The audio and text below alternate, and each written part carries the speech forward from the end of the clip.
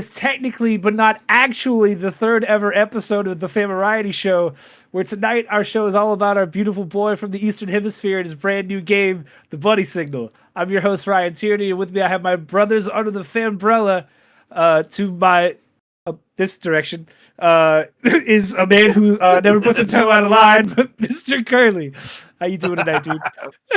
I'm doing fantastic. I can't wait to talk about this game. I'm still feeling a little icky sticky, but still exciting times. Also, the buddy signal. Yeah, I swear it sounded like you said the bloody signal, which The could be the bloody sequel. signal. Oh no, you heard it here Hey, first. there we go. A little scoop for you. And then apparently I was lied to because Dennis is to my left, but not my left, to the camera's left. But actually, when I'm looking on the screen, he's actually above me. So I don't know what the hell is going on. I said I'm not gonna start with the game in full screen. I changed my mind, so I said I am above you, and Curly is on your left. But then we realized, but not actually. Screen left, not your left. So therefore, on your right. This man with a did god go complex. through this. He's always above us. He's over here developing this amazing game. But nonetheless, it's the man of the hour, the man from Sweden, our beautiful Swedish baby boy, Mr. Dennis Lofgren. How you doing tonight, dude? I'm doing all right. It's very late or early, depending on your interpretation of time. That's fair. I like how it's his nickname just keeps growing. He used to be just our little Swedish boy. Now he's our beautiful baby Swedish boy. Like in 3 months on episode 30, he's gonna be like our tiny little beautiful baby boy spinach.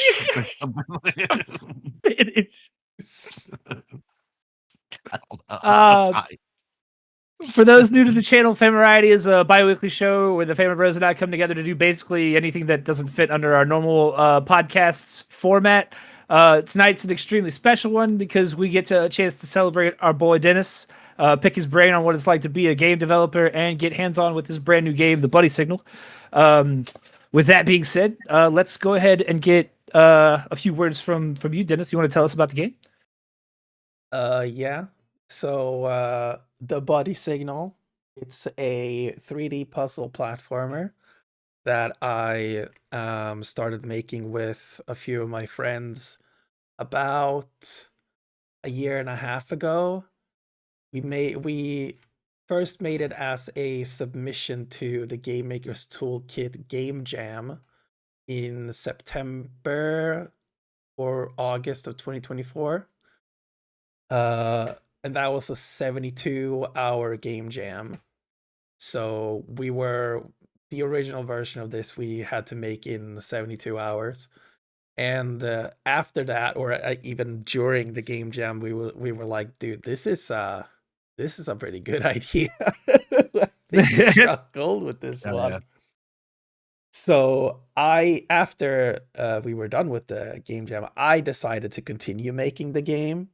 All the other three members, Leo, Carl, and Kevin, they've all been helping here and there when they've had time to help. Yeah, why don't you go to start game, Ryan? Yep. Let me get. And then go to credits. Are you playing with a controller, by the way, or? I am. No keyboard and mouse this time. So here we have attributions to everyone and their contributions to the game, as well as some assets that are in the game. So something worth noting before we begin. A lot of people who are watching this are probably going to be very familiar with games that are done. This game is not done.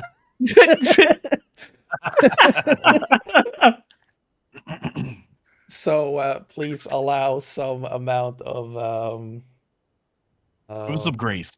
Some grace for things that are not done and don't look it complete. So yeah, but I don't know. I guess. Yeah, I mean that's kind of it. We can kind of go into the game now. Sweet. Do you want to just like go like what what in this is not complete? Like these character designs aren't quite the right designs yet. It's all Yeah. kind of placeholders still and all. Exactly. The characters are not done. They're Yeah. not. These are not like the final versions of the characters. We're going to like these models have been in the games for the characters. They look basically exactly like they did back in the game jam. So we haven't like done anything at all really to them. Yeah. But yeah, we have kind of an idea of what they will look like. We just don't have an artist, or more specifically, I don't have an artist right now, and I don't have money either, so I can't pay an artist to, to design the new version of the characters. I still want to. I'm still definitely gonna have some form of reference to these original versions of the characters in the final game. I don't know what it will be, Oh but yeah. they're gonna be there in some way. I Or just remember make them unlockable skins. where I worked. One of my previous places there I worked, Right Nice Games. They made Skylar and Plux, and Skylar and Plux were not the final designs of the characters, and they had a previous character that was named Milo, and they ended up like dropping him as like a dead body later in the game. Just like in a corner in the volcano, and that's where they put him. But yeah, you can go ahead and play, and I don't know. By the way, Ryan is hands on stick tonight. Exactly. So Yeah. so this game is, as I said, a 3D puzzle platformer, and you take control of Small when playing as more of this 3D platformer kind of character, but then you can switch to BG, and you play as this much larger first-person character, and in this mode you can go ahead and pick up objects and place them in order to allow Small to advance the level.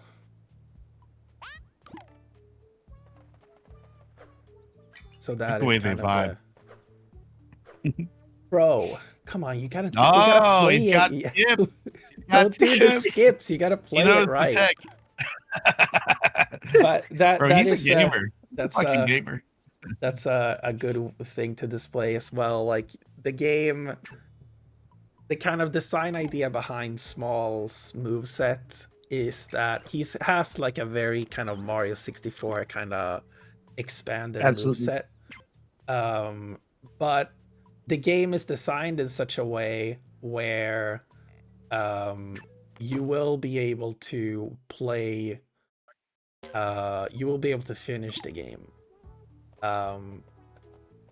with only like a more basic understanding of the game. Yet I like that it has the triple jump that every 3D platformer should have, and also it has the little dolphin dive thing from like Mario Odyssey and Sunshine. Yes.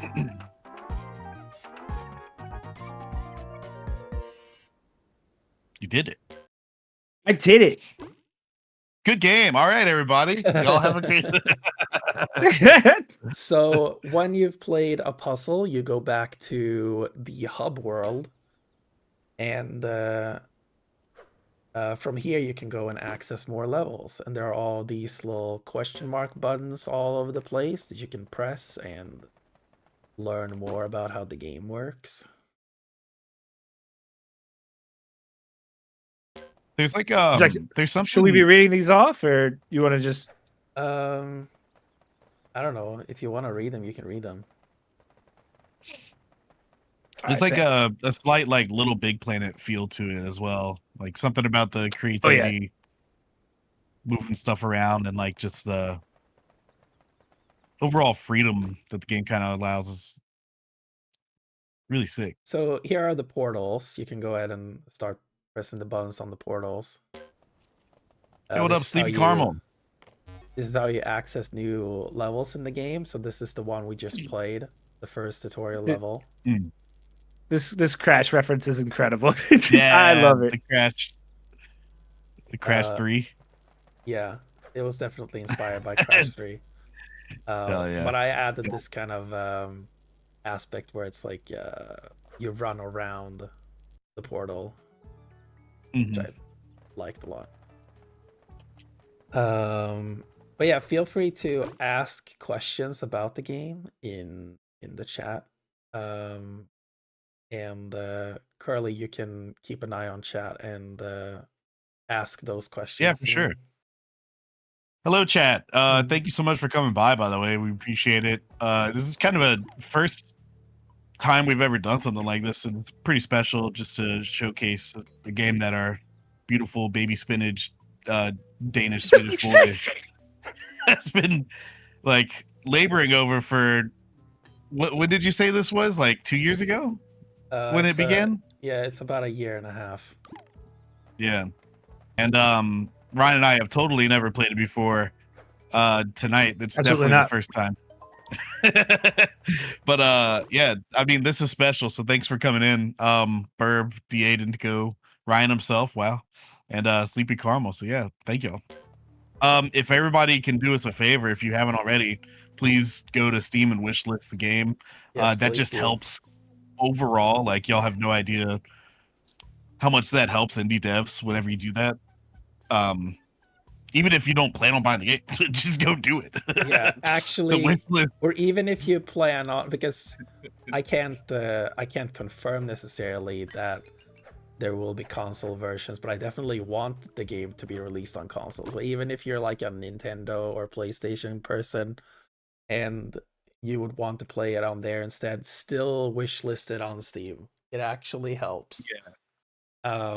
There is a thing like Diego.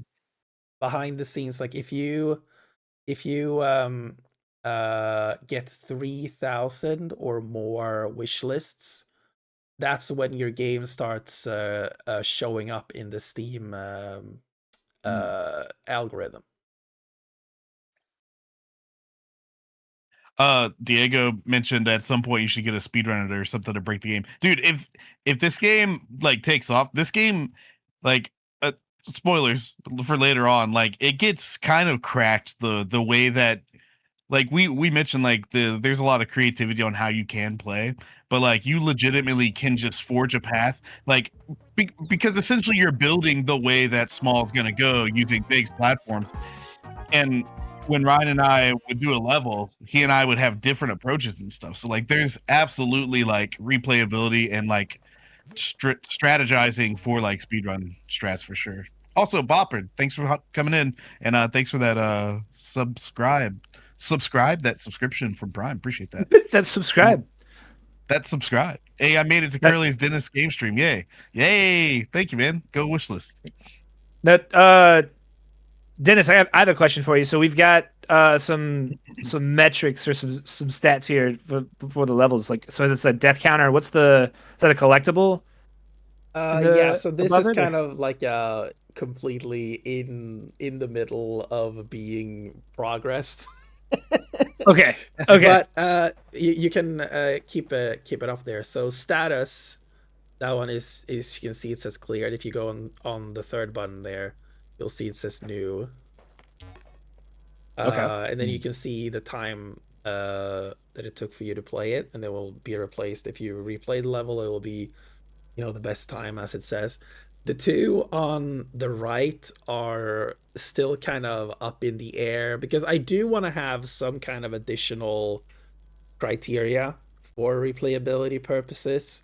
And I've had some ideas for what to do. Like I tried for a while to do collectibles, but it didn't really work. It just kind of ended up that every level just became unnecessarily larger. Okay. And like, like a lot of you can keep playing, by the way, while I'm talking about. Like in a lot of games, you can hide collectibles behind things, but in this game, BG has like more benevolent perspective, which means you can't really hide things. So I think it made it so like, I mean one thing that's already kind of there is like it has the time tracker. You should definitely do like time trials as like challenges. That'd be really fun. yeah, Like another like Crash inspired thing is I love getting the platinum relic. Like probably have like a tiered like time trial system, like a bronze, gold, platinum, or whatever. yeah, I, I I think would eat that that's, up for sure. yeah, definitely. Oh. Definitely Oh better yeah, when it has something and like that. like the different blocks or like different materials, they do different things. Like this is like a sticky block, Yeah, and sometimes the blocks will be floaty versus like other stuff too. exactly. So there are right now there are 3 block types. Uh, it's what there are some weird audio issues right now. No, Some weird what? no, it sounds good. So yeah, there are 3 different object types. So they're the yellow ones, which are called basic objects. They kind of work like regular physics objects. They drop and they bounce around and whatever. Then there are these sticky ones, the blue ones. They will glue themselves onto anything, even other objects. And are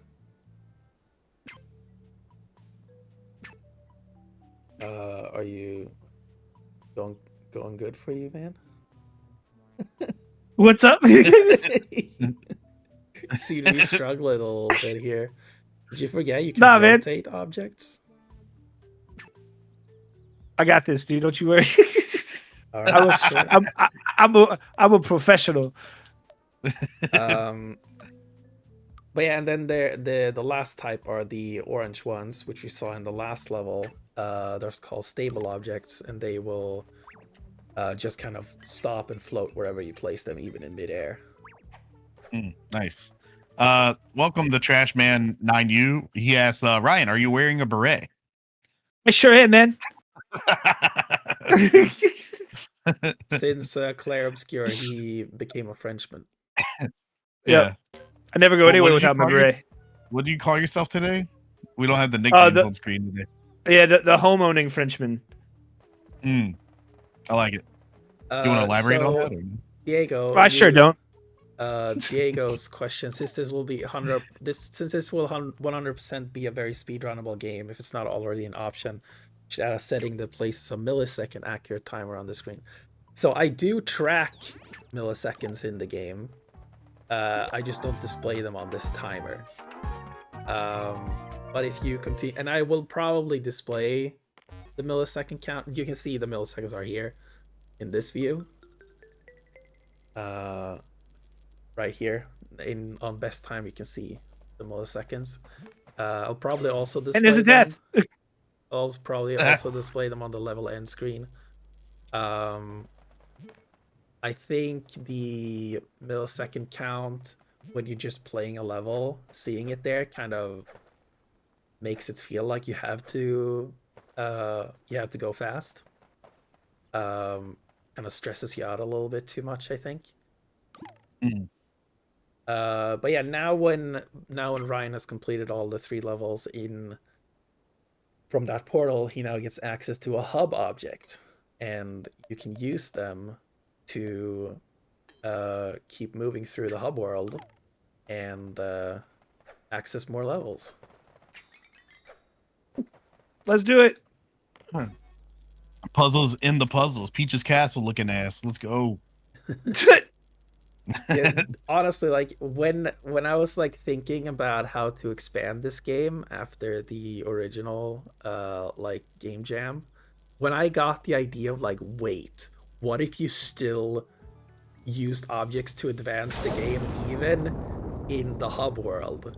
That was like the moment where I was like, dude, that's so cool. Yeah, no, that's awesome. Because like one of the cool things with the puzzle elements is you start on a platform that's kind of like almost like an island, and you figure out what to do with the objects. Then you get to the next little island, and you can still grab the objects from that first area to bring to the second, and they all kind of just keep building on top of each other. It's really cool. Yeah, and So- the way, like, what I've. Do you have a question about the level, or? Yeah, so go ahead with what you were saying first, but I have a question about this level in particular. So one of the ideas kind of with the hub world, where I'm not quite sure yet if there's gonna be one hub world or multiple, or if they're connected in any way.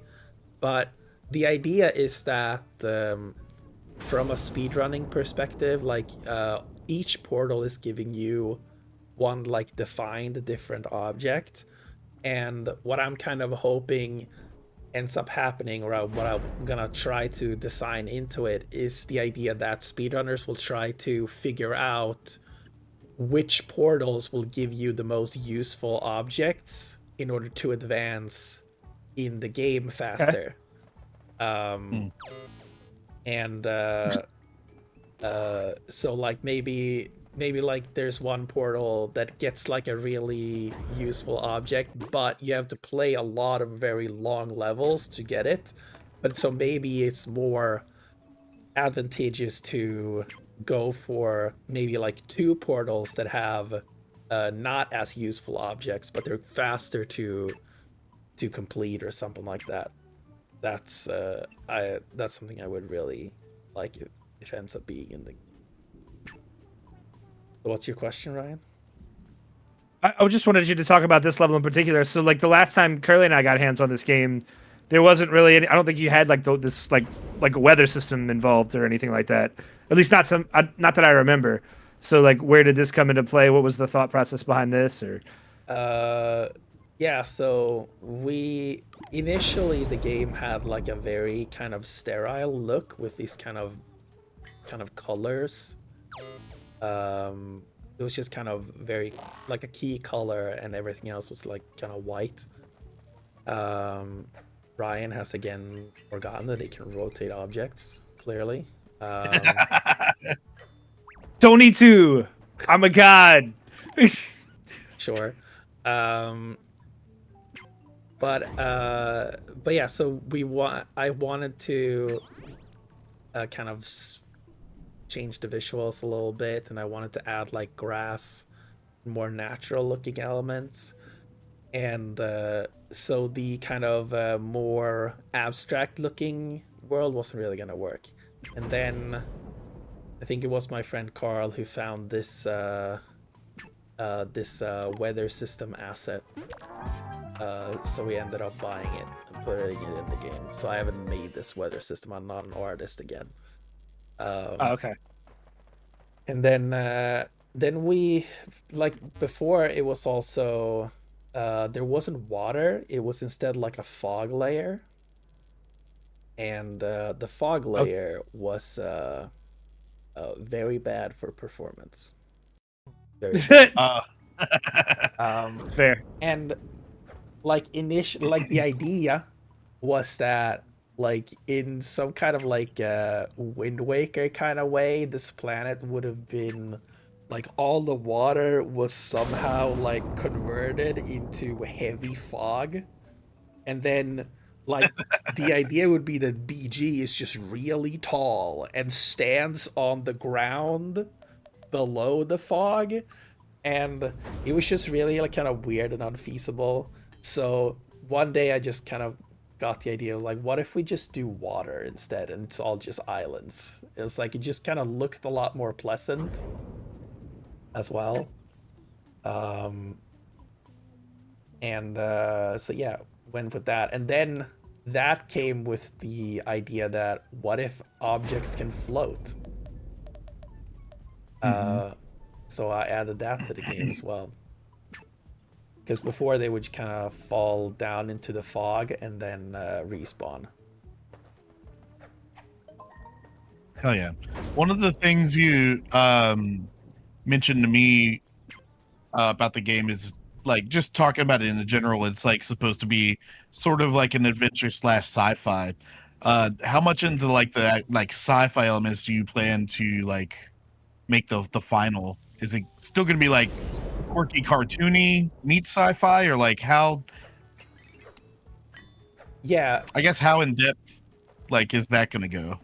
yeah, I'm still gonna like figure that out. But yeah, it's going to be like a sci-fi 3D platformer in a way. And like I think I had a conversation with you, Curly, recently where I was like, the vibe is going to be like sci-fi and a 3D platformer, and like Hmm. the idea specifically is that 3D platformer in itself is also contributing to the genre and the feel.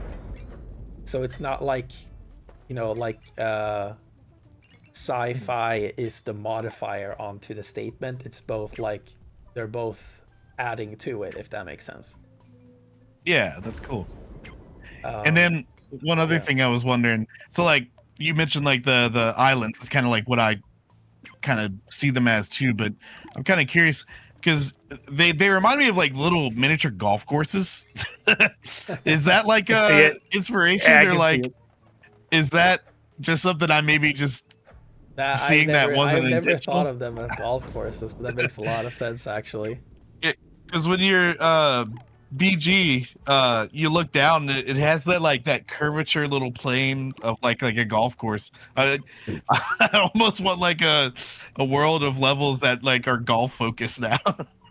Dude, that's if we're gonna have any form of like weird dream sequence levels, I'm definitely putting like a mini golf course in the game. Hell yeah! Diego Yo, what's said a flying raccoon suit?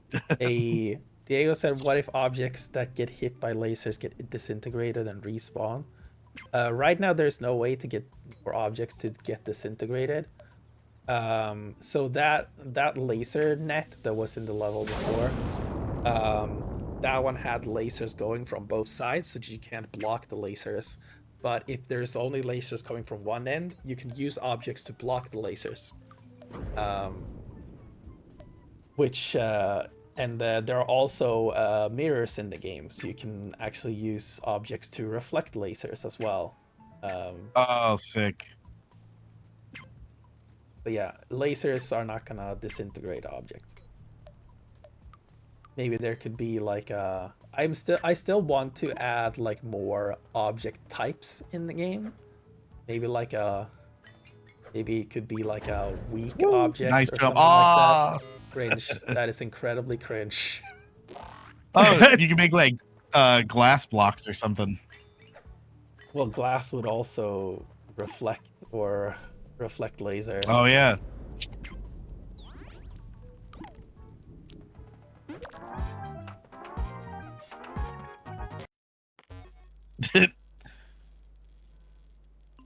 But now Ryan's unlocked another object. And this is the point where you can kind of start to choose where you want to go next. Okay. Though I would say the coolest levels are right ahead of you. Sounds good. I like it. So Dennis, what how many levels are there in the game currently? Good question. I'm not sure.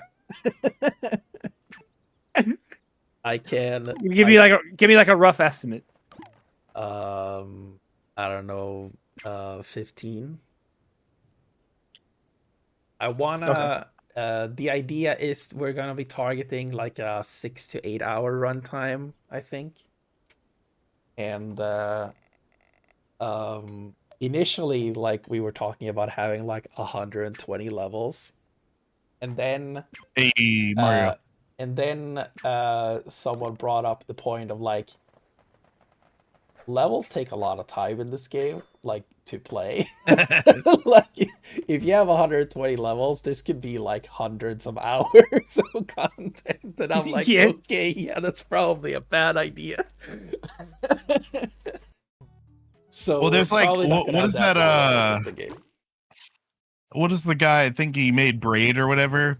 He's got a new game coming out, and he was just like over 100 fucking thousand puzzles, and I'm like, that wasn't the number, but it was something ridiculous, and I'm just like, why? Because he's been developing the game for like 15 years. It's like, bro, you could have like just done half of this. Like, what are you doing?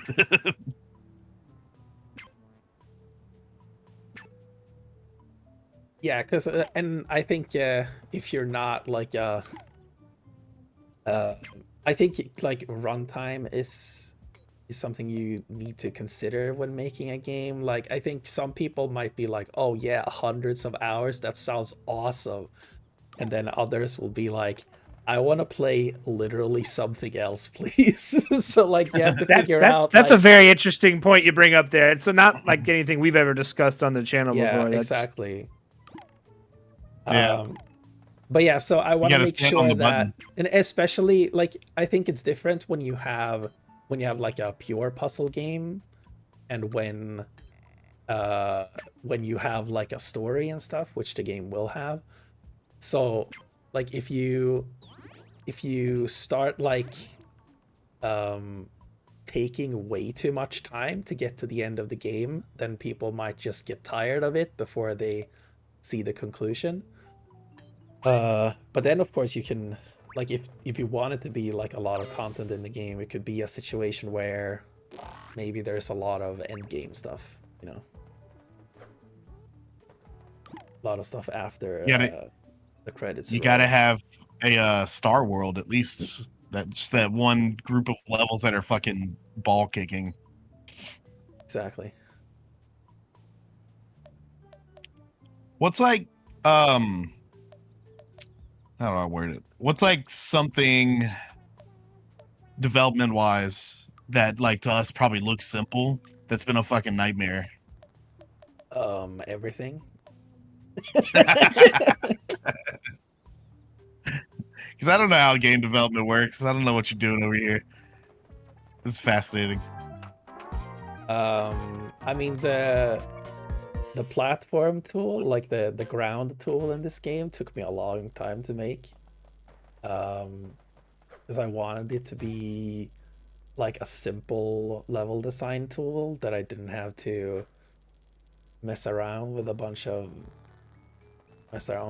stuff. So Mm.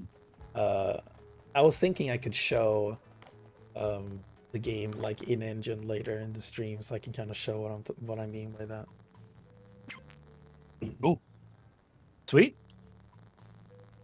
But yeah, one thing that I'm quite proud of that I made with this game was the um, what I call the interactable system, which is all of these kind of machine things that are connected to each other with cables and stuff. Um, like that was really what kind of brought the game to the next level, because at first it was only just putting blocks all over the place, and it wasn't like one until I kind of figured out like what if you had like buttons and doors and lasers and all this stuff, that the game really kind of went to the next level. Hmm. You might have answered it earlier, but where did the game jam end, and where did like the actual game development like start? Like, was it just the tutorial level, or We for the game had jam? I think it was 4 or 5 levels in the game jam version, Okay. and I mean everything was very different in that version of the game. Like we didn't have Mm. like the object manipulation was completely different. Like we initially kind of styled it more after something like the gravity gun in Half-Life. And then once I started like thinking about it a little more, I was like, why don't we just do Ultra Hand from Tears of the Kingdom? It's like that was way Yeah. better. So I like the controls in the game are almost like a carbon copy of Ultra Hand, because um I figured like I think a big part of the user experience UX in games is familiarity. Like I think you're doing your game a huge disservice if you intentionally try to do everything differently. Um, like if like it could be like if anyone, if there are players that have would have familiarity with something that's similar to the systems in this game, it might be Tears of the Kingdom. So then it just benefits both the player and myself as the creator of the game to ensure that the player can use their familiarity with that game when playing this. Hmm.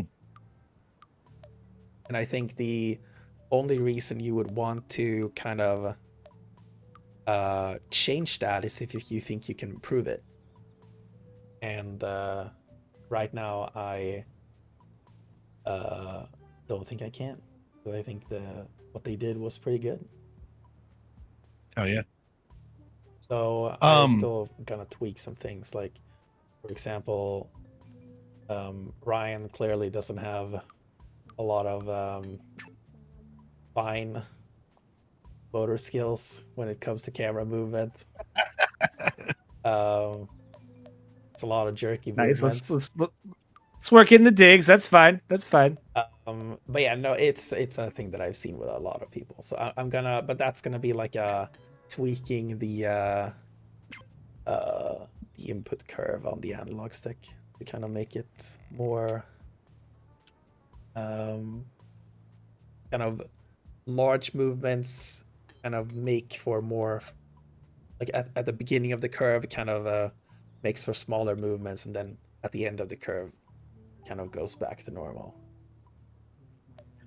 Would you say this is like designed primarily for controller, or I would say the game kind of works pretty well for both controller and mouse and keyboard. I would say in general, I've found that the BG's controls are easier when playing as when playing with mouse and keyboard. While Small's controls are of course more comfortable with controller, which is an unfortunate dilemma. um, but yeah, I think it's more like a taste thing probably.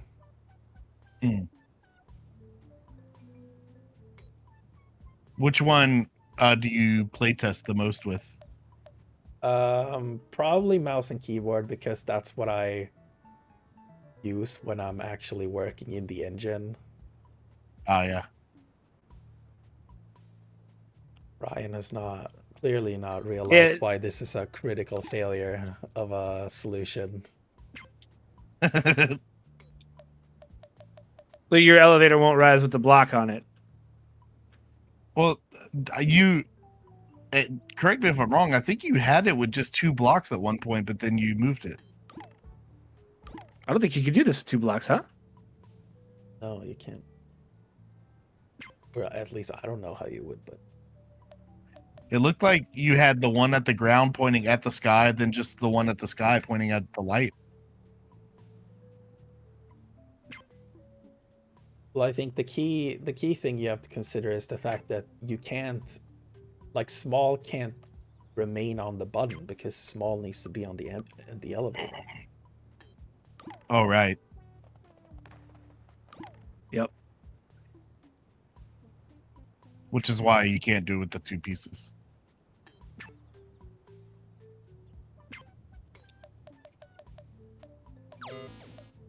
Oof.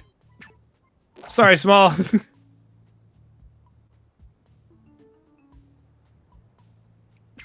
love the way that BG is constantly dancing. Both BG and Small have the same idle animation. Nice. It's because they're all both just the same model. With different scales on like the limbs.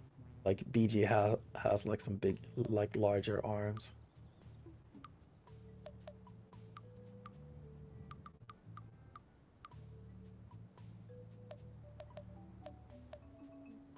I'll leave that there for now because that's clearly not going to be where I want that button to look like.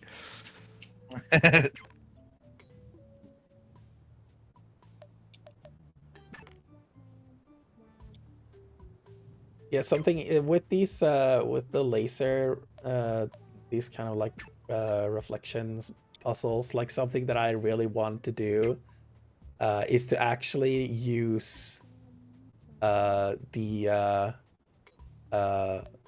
like mathematically correct reflection vectors Hell for yeah. reflecting the laser. Yeah. Um, GG. like in a lot of games that use kind of mirrors and lasers, it's a lot of like perfect 90-degree angles. And I wanted to avoid that and just kind of unleash the chaos of accurate reflections. Ah, what is what?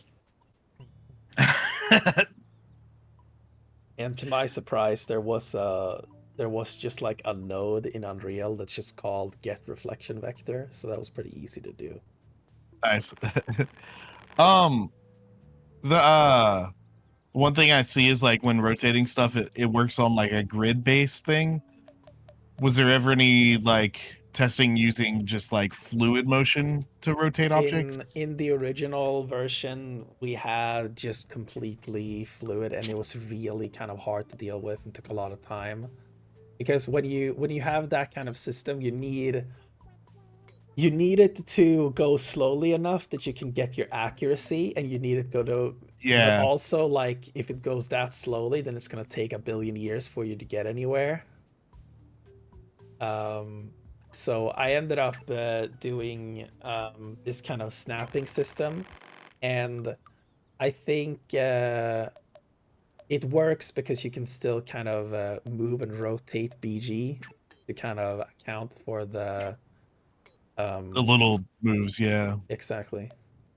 But it does take a moment for people to realize that, and that is like one of the bigger issues of the game is just how complex BG's controls are. Right, yeah. They are very complex.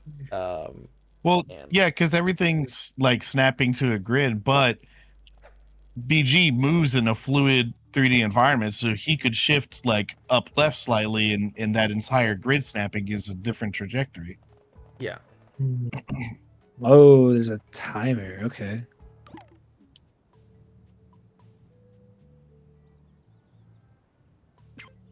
You got to make Diego says you got to make BG do different dances every time a new level hub session loads.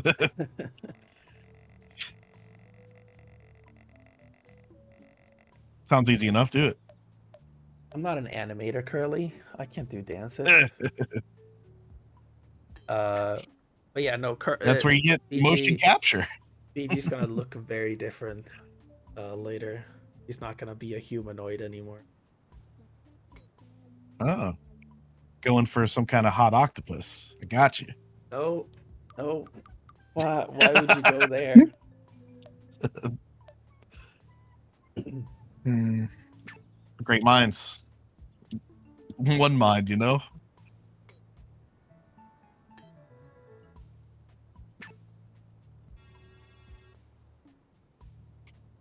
No, nope. Was that the Okay. timer running out, or what was that? That was BG ascending. It looks like. Oh, Yeah, if you I have ascended. oh, I didn't even notice the sound. Oh, it's like one of those tubes that make the noise. Yeah, that's satisfying. All right. So I got to be able to use the platforms to get across, but also use them to.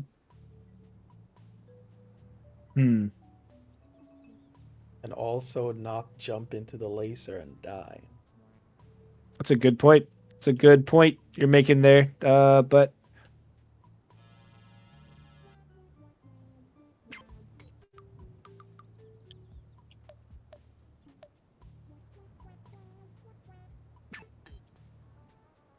Whenever I know earlier you're like play the game, but like when you see like a playtester not break the game or but like kind of skip sections, like does that piss you off, or like you're like, oh hell yeah, that's cool? It really depends on the nature of the skip. Um, Like, I think if the skip that you're doing makes the level more interesting, then you want to allow it. But if the skip you're Hmm. doing kind of just kind of bypasses what made the level interesting to begin with, then it kind of feels cheap. Like, um, I don't know, like you see a lot of like skips and like Tears of the Kingdom of Breath of the Wild, where it's like there was clearly a thing that was intended for you to do, and sometimes people figure out solutions to bypass that end up being more creative and more interesting, and that's fun. But then there are also the ones where you clip into a wall or use some kind of unintended um, bug or mechanic in an unintended way in order uh, to skip something, and then it just kind of feels cheap and weird. Like, I don't know, is it ever satisfying to watch like a Ocarina of Time speedrun where they do like the door bug? The Like, constant fucking hopping with the Z camera target. it's like it just doesn't make it like isn't it like what isn't there like the fastest speedrun for Ocarina of Time is you go to the you play the game pretty much normally until you get to Goma, and then there's like a skip that takes you directly to the final battle. Yeah, Yeah, essentially. like what's interesting about that? Like, what's fun? Like, there's nothing like fun or interesting about that. It's just like a Yeah, some kind of like coding I error in did the it. game. And it's like, yeah, okay, cool. Like, what was that? It wasn't really interesting. Like, that's the kind of skip that you patch out. While, Yeah, yeah, something more like, I don't know. Like, for example, there were in Tears of the Kingdom, there were like some people that managed to use like a combination of the rewind and ascend to kind of bypass some puzzles, and it was like, yeah, that's actually pretty creative and fun, yeah, even yeah. if I it used that bypasses the a couple times intended solution. in that game. There was a bunch of like, excuse me. There's a bunch of shrines that like it was very clear like what they wanted me to do, but I was like, actually, I can like take this stupid car copter thing. I can fly over here and hit the target with a fucking dildo or something instead, and it just it's like the amount of freedom in that game is ridiculous, and it's awesome. I do miss like the very canned dungeons of Zelda, but like their design philosophy for the Breath of the Wild and Tears of the Kingdom is so dope. Yeah, I mean, they've kind of had like a completely different like design philosophy Ah, with a lot of games recently. I mean, I Yeah. stand by, like, I think Minecraft was like a game changer for Nintendo. Like, they saw Mm. the passion for Minecraft and was like, wait a minute, people want more choice and more. They want a playground. They don't want like I think the oh, difference between the the difference between Skyward Sword and Breath of the Wild is so like telling, and that was Yeah. like really like represented the design change at Nintendo. Like, this Skyward Sword is really like um the ultimate representation of where, or like, what's the term I'm looking for, like uh the logical end of the line for the Ocarina of Time formula, where it's like Yeah. really kind of linear and really guided and all that. Nice. Nice work. so how Yeah. far The off was I on that one from the intended solution? No, that was pretty much the intended solution. You could have lowered the mirrors a little bit to help yourself jump That's them, fair. but that was pretty much the intended solution. Now this one, This Oh is a boy. doozy. Good luck is all I'm gonna say with this one. This is a situation where, as you saw, like you already unlocked the mirror in the hub world, and there's gonna be a lot of these situations in the game where you don't have to get all the puzzles from a portal in order to advance, and usually Okay. the later ones are going to be way more difficult.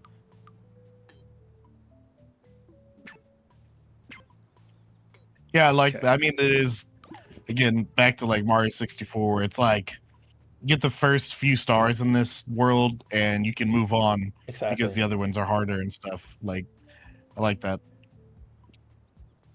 Yeah, that is, and I mean we've talked about this before, but like I think the key aspect of Mario 64 that was never that none of the other Mario games have replicated is the freedom of choice. Even Odyssey, Hmm. like you still have to get a certain amount of stars in order to move, or moons in order to move on to the next world, and that's a linear process. In 64 you can just get like 2 stars there, 1 star here, 3 stars there, and then oh, I have enough to go to Bowser, and then you do, you know, and that kind of really Hmm. non-linear process um, thing is like something that I really like about it. Speaking of whole game skips, Diego says, "Have y'all seen that task clip of Celeste where they skip all of Farewell with a jellyfish?" No, but please send that to me because fuck those jellyfish. Dude, Farewell was so good. Oh my god. I'm still sad about Earthblade being canceled.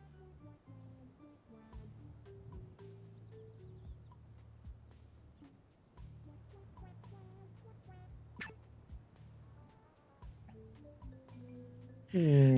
I feel like I asked you this a while back. Um, is there any plans to toy around with it being co-op? I have thought about it, um, and I mean it is like a logical question to ask when it comes to this game, uh, considering there are like 2 characters. However, my conclusion have kind of been that I don't think the game is very conducive to co-op because you do one thing at a time. Yeah. It's like, Uh, what Yeah, is it's fair. Small doing while waiting on BG to set it up? exactly. Um, but I do think we might have a co-op mode more specifically as an accessibility feature because of BG's complexity might be tough for kids. So it might be like a kid parent kind of situation where the Oh, parent that'd can be play as cool. BG. Um, so that could be something, and I think that's kind of in the form that we're gonna do, Oh no. if anything. How does that benefit you in any way? Well, I was trying to stick it so that How does that benefit you in any way? It's crazy. What? My guy thought it was gonna respawn. Wow. Uh, there's something you just said that I was like, "That's genius." Well, what was the last thing you just said? Co-op as a Oh, yeah, yeah. accessibility feature. So I would just tell you this as a parent that I love when games have co-op stuff like that, but there's something that's really smart about using that specifically as a thing, simply because, hey, the kid has the baby mode, but not only do they have the baby mode, but they are the one that beat the level. And that's going to mean so much more to the kid because they get to like I'm telling you, kids are stupid. They're just like, oh man, I beat the level. That they're going to feel like they earned it, even Yeah. though the parents doing all the work. And that's like one of the best, like things you could do in a like co-op kind of parent kid game, Yeah. because it's one of those things where I've mentioned it a lot, but like Mario Wonder is a great game, and like the Wii and Wii U or the new Super Mario Bros was awesome co-op because you could like carry people. You could throw them off ledges and goof around and shit. Mario Wonder got rid of all that and also broke the camera system where it just picks a random player instead of having like, hey, this is the player one, follow them. But like, one of the other games that does co-op really well is the Donkey Kong Country Returns a Tropical Freeze, like where the main player, the parent, can be the one that's like the heavy character that the other players can ride on their backs. And then at the end of the level, you get off the back and let them hit the barrel, and they're fucking losing their mind on how good they are at the game. So I do think that would be really smart. Ryan is really So struggling. definitely. I wanted to be catty cornered. Wait, it didn't stick. It's a bit buggy. Was it actually touching? It's in the wall. Yeah, it's a bit buggy with the walls. Sometimes it works.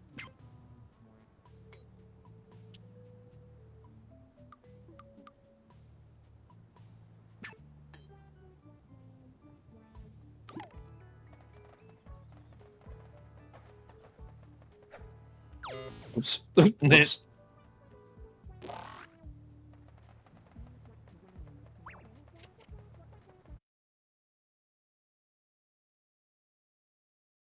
Oh, I can't hear nothing now. Yeah, the sound. My PC was telling me that it can't run that app. All right. Is that Chrome? Half of the puzzle down. Yeah, probably. Mine was doing that forever for a while. It was so stupid. Are there any plans for, because the movement in this game is so dope as a small, it's got that triple flip and all that and cool movement. Is there any plans for like strictly platforming sections levels like that is more focused on small gameplay than BG? We've kind of talked about that idea of like having both either small only levels or BG only levels. So one of the ideas that I have for that I still want to put in the game are enemies, and I have this idea for an enemy type that kind of just walks forward, and then you could use that in a BG only level in such a way where it's like this guy will just walk forward and you have to, as BG, use objects in order to affect its path in order to reach the goal. Cool. But then and really like the only reason we've kind of talked about possibly having um uh like BG only levels or small only levels is the fact that Small's moveset is so fun. Yeah. That you want something that kind of more takes advantage of it.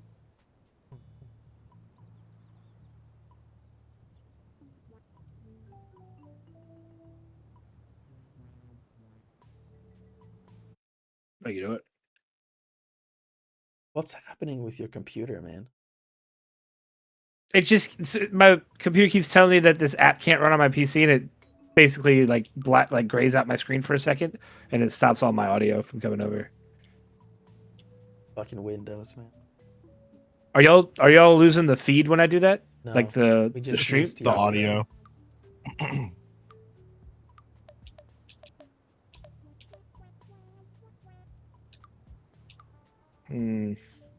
Some poor little bird nests out in the yonder way just got fried. Something like, I don't know how feasible it is, but like I feel like this needs like another like turn vector. Like I want to be able to like rotate it like forward and backward, but maybe am I just being dumb here, or like yeah, the rotation. I feel like you can move like BG a little bit more.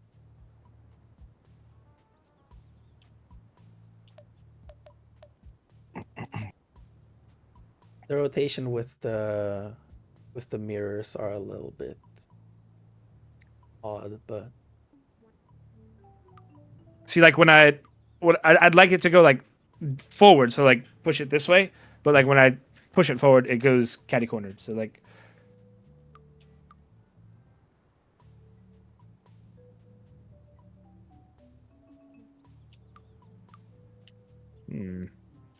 also, what are you doing?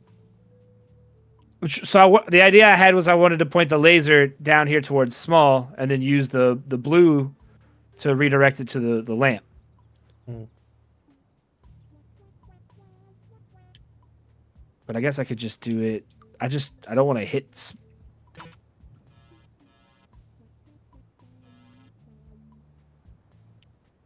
You can also change the reflection angle of the initial hit towards your second mirror by moving the first mirror. True. It gets added at a more oblique angle.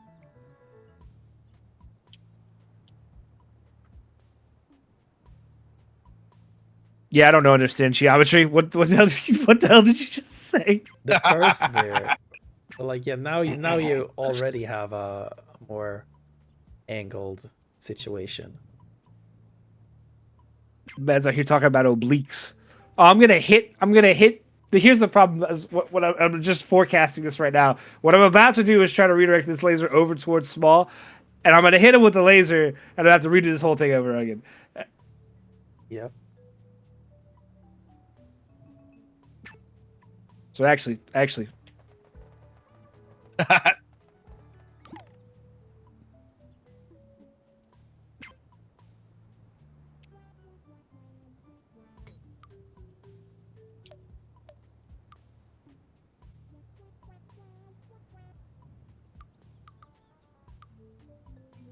would love it if it still went through the wall. I would not. I would not love it.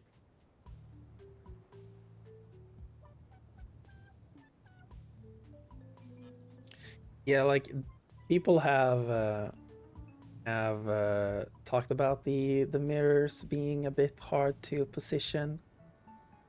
But at the same time, I do wonder if um if they were easier to position, then oh, you got it.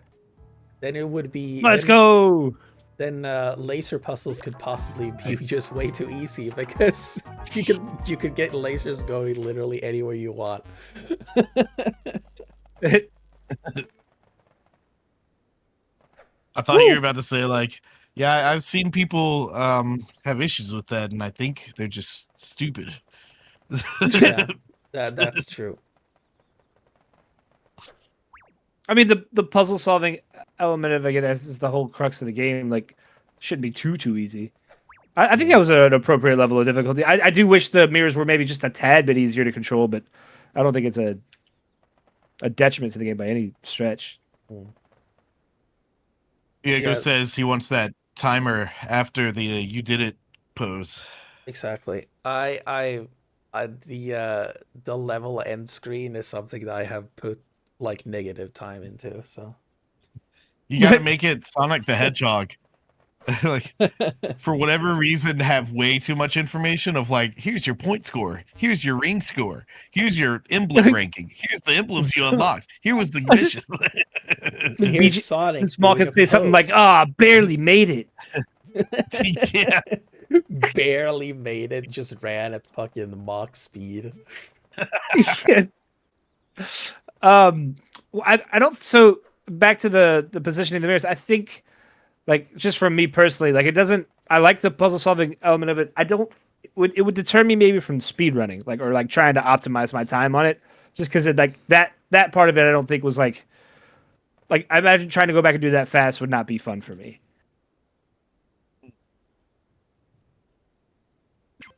Now you have a mirror in the world. What are you gonna do with it?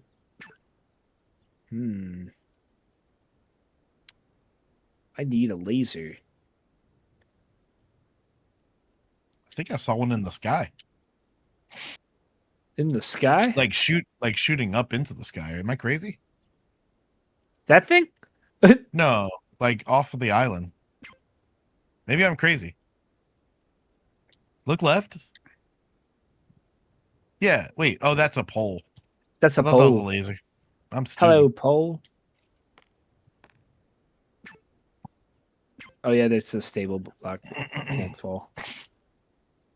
All right, so Dennis, what's this thing we're looking at here? Because this is real cool. This keeps catching my eye. Is there going to be lore on this? Because is this Yes. just the rings? I Like mean, it's the planet we're on has planetary rings. That's Or well, the that's sick. Halo. planetary ring.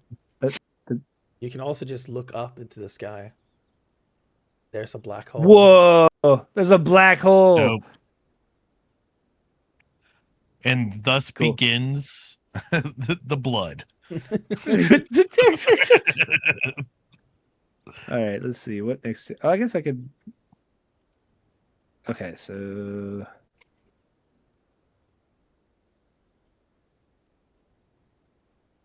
I love a fun hub world. I think this is genius. wait, do the boundaries go all the way up? So you can't go over the boundaries with BG? Yeah, exactly. Okay. Oh, Diaz was watch it come closer as you progress, like Majora's Mask. Just the impending black hole. Dude, I was like earlier today, I was just kind of messing around while I was waiting for the new build to compile, and I was just flying around with the camera in the engine. I started flying closer and closer to the black hole, and I was like, why am I doing this? This is literally my nightmares. Like this is this is the reason why I can't play what's the name of the game? Outer Wilds. I want to try that out. I heard it's good. Me too. He yearns for the void. That's the one that's not like the Bethesda games. Which one is that? Outer Worlds. Yeah. Yeah. I get those mixed up. Yeah, they came out like at the same time, if I Yeah, remember what right. unfortunate timing naming. Yeah. But yeah, no, I had nightmares when I was a kid where I like flew through space and like narrowly hit planets.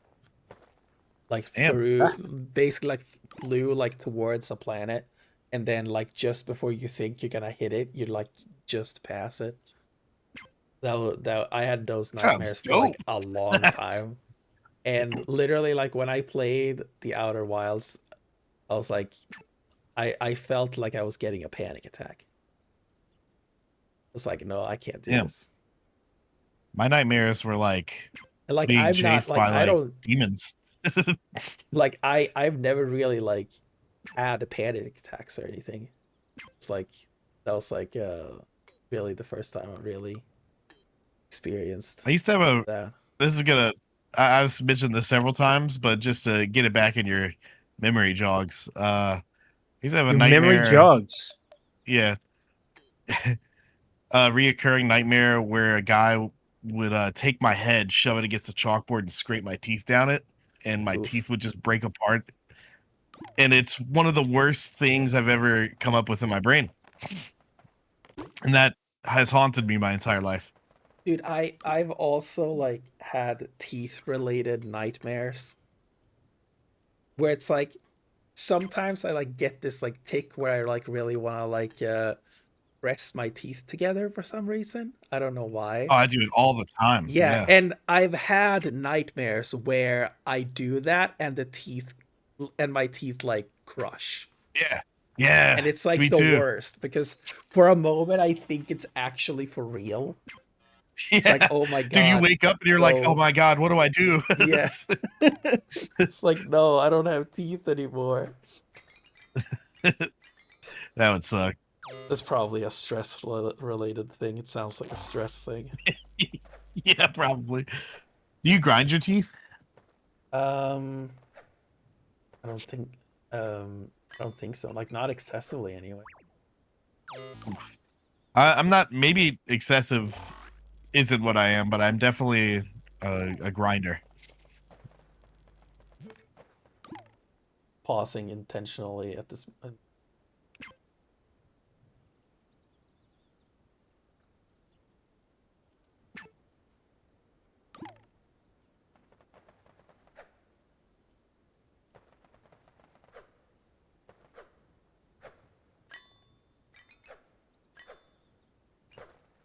You did it. Yeah, I did it. Nice.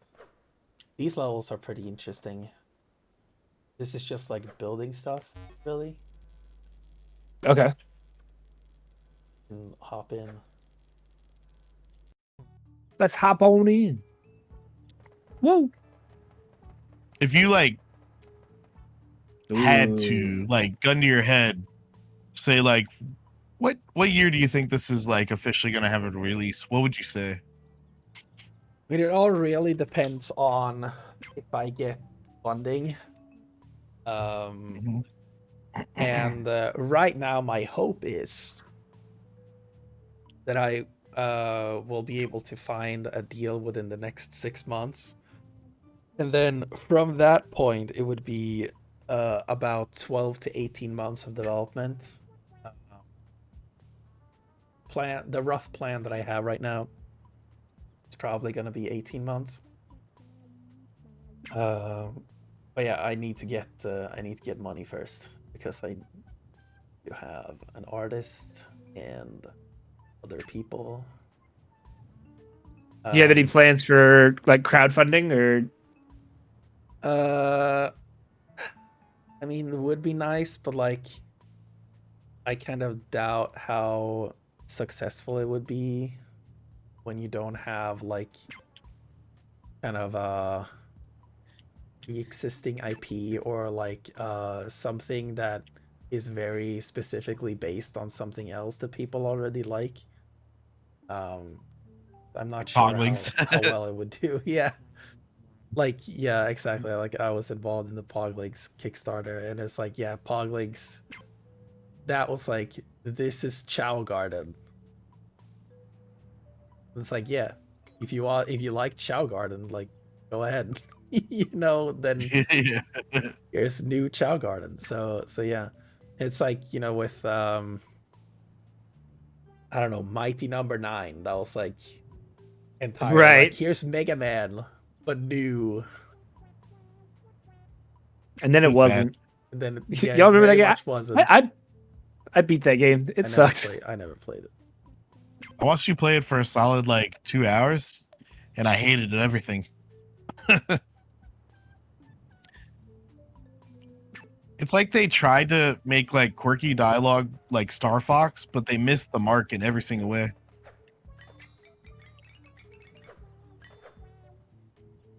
Hmm. These blocks were a lot bigger than I expected them to be.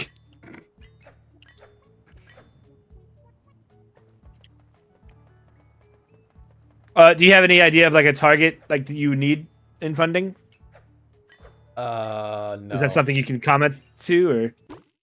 I mean, it's gonna be a bit.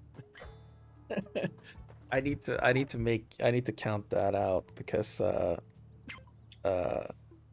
need to figure out like what the burn rate is for the full crew and like figure out how much that is over the course of 18 months and if there are any other expenses that we need to account for.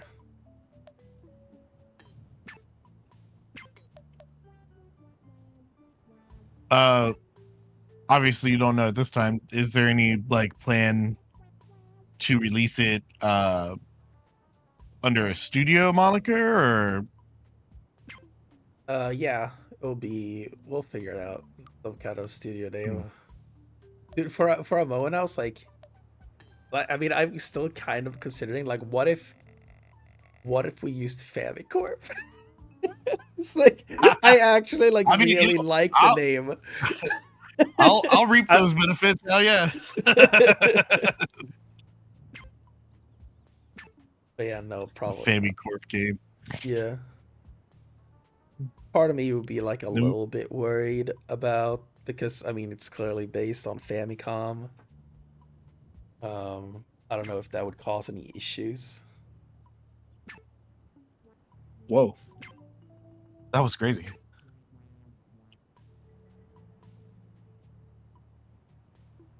So you said at the beginning of the show that the characters models are going to be undergoing like an overhaul. Is there anything else in the game like asset wise that is going to be different, or? I mean, I'm not sure Or do you yet. think like Uh, okay. because I mean, we will be the idea when I get funding is that I will bring on an artist, and it's one of my friends. And the idea is that she will kind of have free reign to kind of do whatever she thinks is gonna make the game look as good as possible. Um, Okay. so things might change a lot, or they might change not much at all. I'm not really How sure. attached are you to like the current assets? Like, because like you mentioned, like obviously these character models have to be referenced in some way. Is there like a part of you that's gonna be like, oh man, I kind of miss these little guys? Not the characters, not really. Like I am way more attached to the idea of what the new characters are than I am necessarily to what Ah, what is that box? Why is it just empty?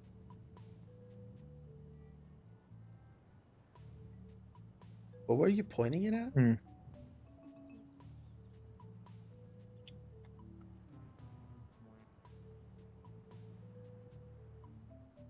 Did you go back to I'm where not you were sure. standing before? Here, weird. Some bug, I'm guessing. Fun. Always fun when you discover new bugs. All right.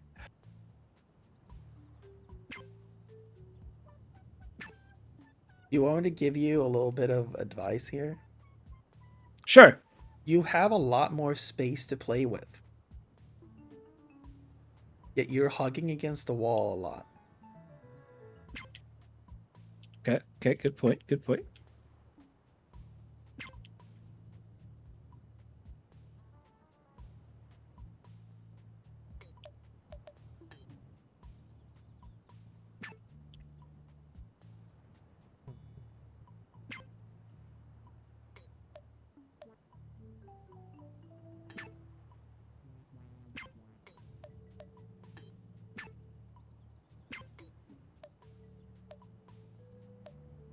Oh yeah, right. That Diego, that's a good. You reminded me. I actually do have a place where I'm probably gonna keep um the idea of where I'm gonna keep small at least. There's an object in the game that is not really used in any of the puzzles right now. Um, but is something that I'm gonna design a puzzle for, and that is a mannequin. Um, where like there are a couple of things in the game that only small can activate. There is a specific type of button called a small activator that can only be activated by small and not by objects. And there's also a motion sensor which specifically looks for small. But these two can also be triggered by a mannequin.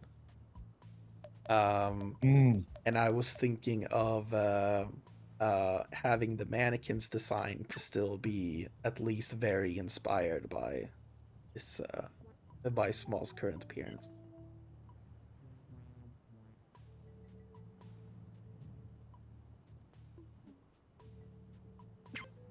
Is he gonna be able to jump onto that shoe?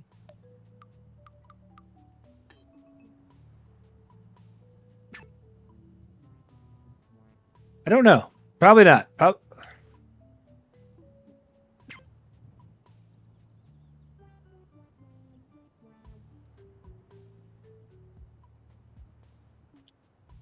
Let's test it out first.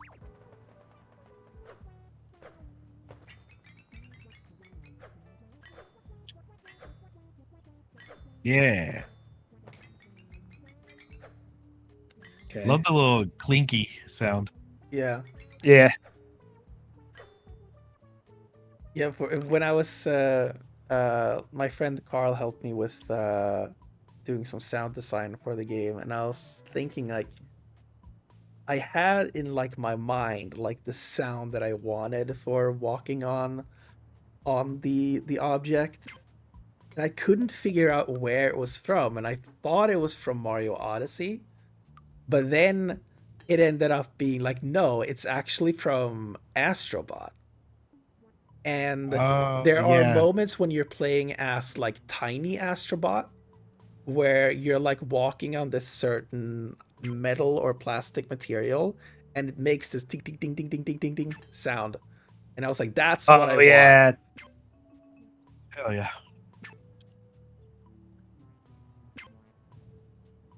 So we ended up doing that by uh taking like a sound from like taking like a spoon and like hitting it on like a porcelain cup. So that's kind of where it Perfect. came from. I mean, something. It's something. That's awesome. I love Foley. If there's one thing that I am like when it comes to like game development, I'm like very much like, oh, like I want to learn like every aspect of it except one thing. Anything sound related.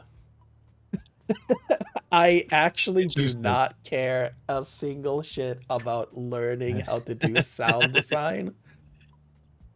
Like that is like no, thank you. I would rather have someone else do that. Thank you very much. And especially in like I made a little thing, I think it was last year, where I took a little detour from making BG and small because I was kind of, I mean, there have been a lot of times where I've been losing motivation. But I lost motivation for a little bit, and I was just kind of working on this little thing that was kind of a Resident Evil 2 remake like. And I wanted to set it up in such a way where you can only hear the rain sound when you're outside. And I started looking into how that works. And I'm like, oh my god, this is really weird and complicated. Because like, I mean, it doesn't like sound doesn't travel the same way it does in real life. You know, like in real life, a sound happens and then the sound waves travel out from there and then, you know, it can bounce off walls or be blocked or whatever. That's not how sound works in games. In games, a sound happens and there's like a field around it, and if you're in this field, you can hear the sound. So what happens if the sound is right on the other side of a wall, but you're still within the field? That means you hear the sound. So, but then there's also like a way to like cast a line to see if like that line hits anything. So if it hits Yeah. the wall, then you don't hear the sound. But that also is like this very precise situation. So like if the camera just happens to be, I don't know, like behind a pole, that means you don't hear the sound. So like what I had was like I had the rain sound at like a position in the world. And I made sure that this zone covered the entire like area of the level. But if I move the camera behind like this thin pole, then I just wouldn't hear the rain anymore. But like I'm still outside.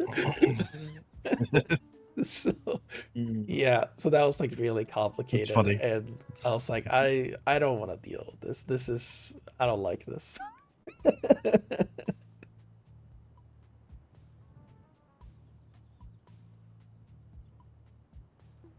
I feel like I'm close, but I'm just like astronomically far away at the exact same time. You just have an incredible inefficient use of objects.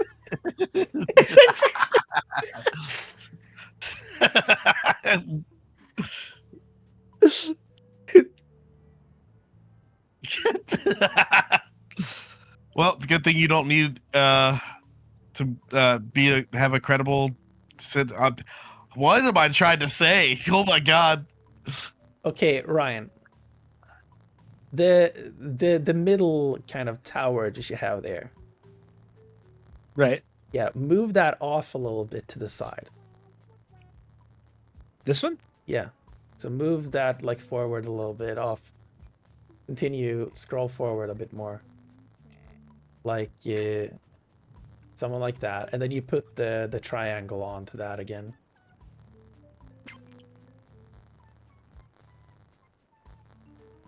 And now you take the plank to build a bridge over there. Ah.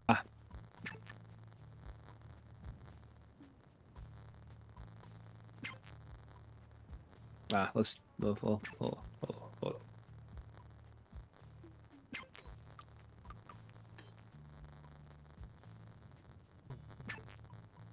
I was thinking from the thing you have on the ground to there. Hold on. Ryan has once again forgotten how to rotate. Rotating didn't help me there, Dennis. Well, I mean, you didn't rotate enough.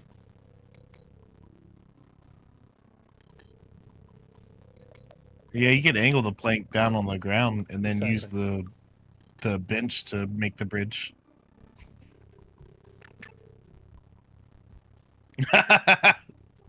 Perfect.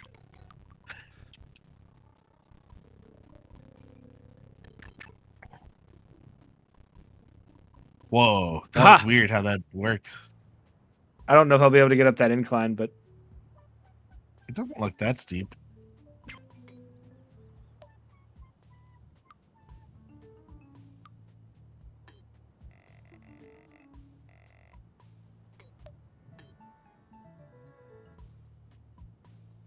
I don't know if that's going to work. I need to move that other triangle first.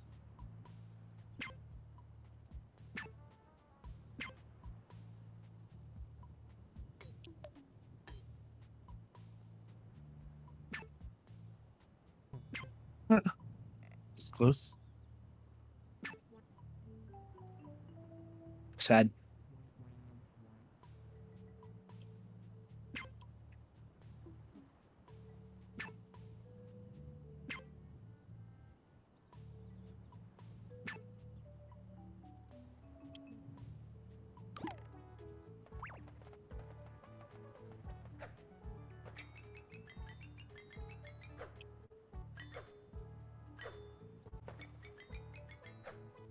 No.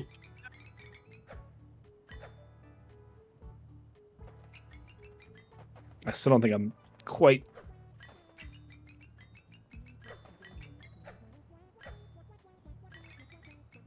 I don't get why you're like, you can angle this one to go up even more. Like onto this object.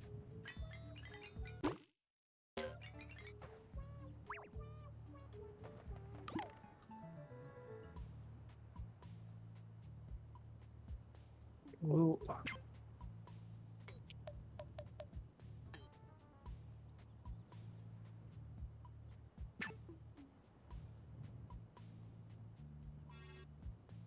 right, that should do it. Put the remaining plank onto the triangle.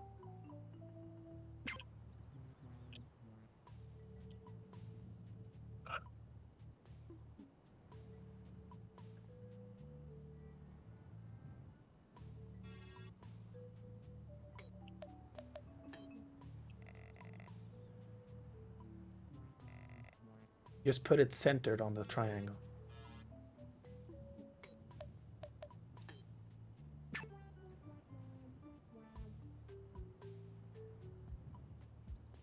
No. No. That's not what I said. I said it put it centered on the triangle. I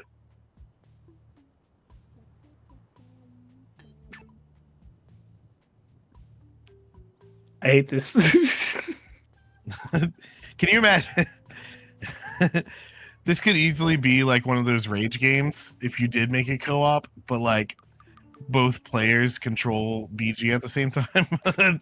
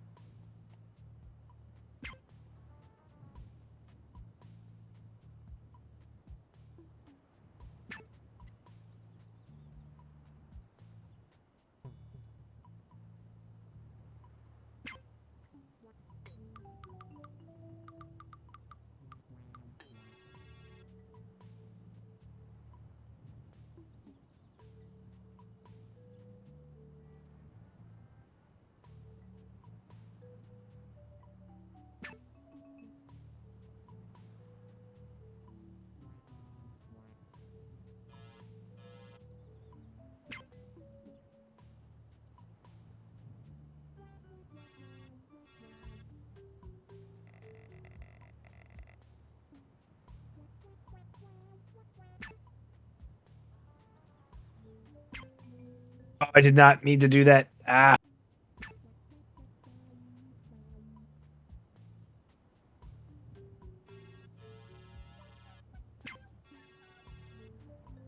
Just put it centered on the triangle, like I'm telling you. Centered on the triangle. Centered? What? Like? Yes, centered, as in the center of the triangle. It's literally what I say exactly what I mean. Hey man, That's great. Centers, this game's all about perspective, you know. It is centered, meaning what? Centered like that? Yeah, it's giving. This is giving you the ramp that you need to get up.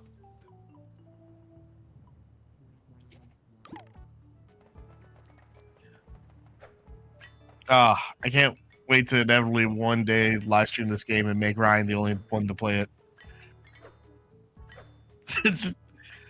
just to have Wait, Dennis what? bitching at him the whole time.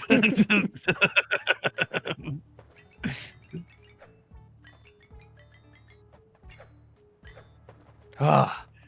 GG. No GGs.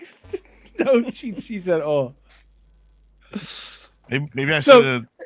In my defense, done that. in my defense, normally in these types of games, I would just sit still and think about what I want to do. But I'm trying not to just sit still and not do anything, because that's not interesting.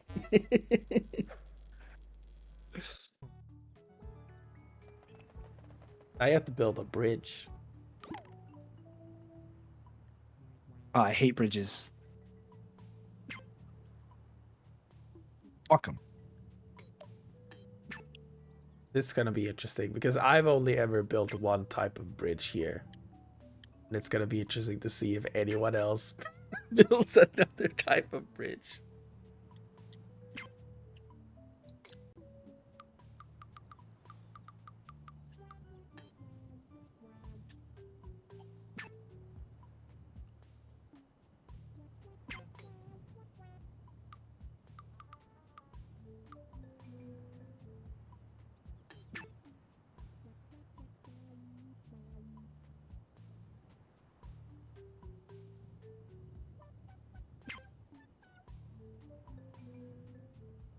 I can't breathe. Whoa.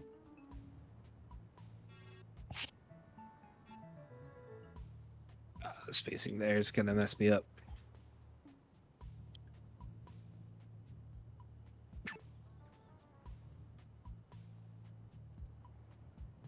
Oh my god! No, you had it, dude. It was. I didn't. I feel like I was gonna jump. I feel like I was gonna jump on it and it was gonna fall. Small isn't that heavy. Actually, I'm BG and heavy.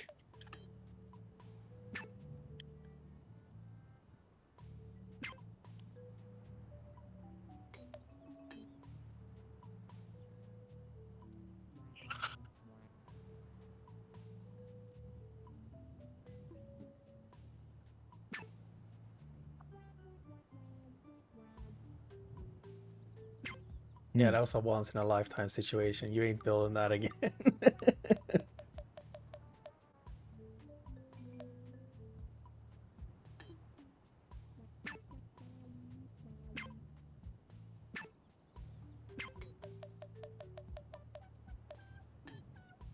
I think you had it that way. I think this is too wide.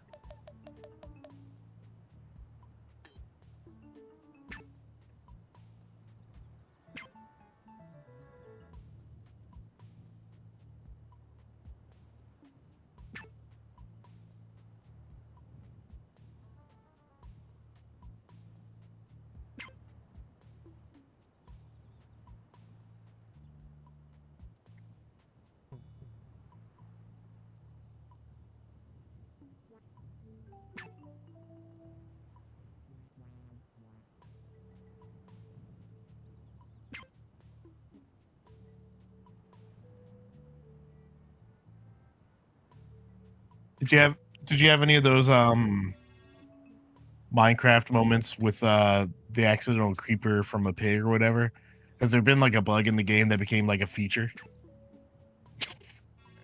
Uh. Hmm.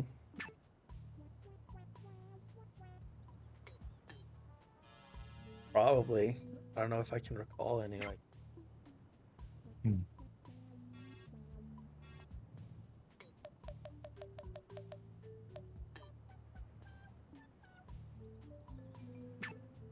No. the genuine despair. No.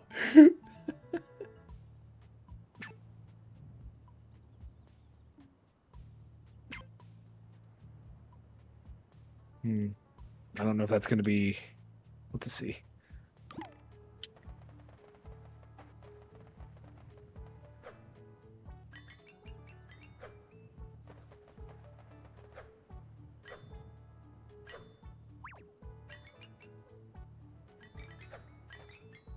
I don't think I'm making that jump.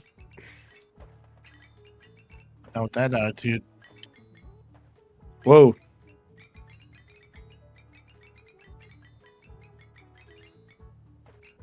I think that thing is just in your way.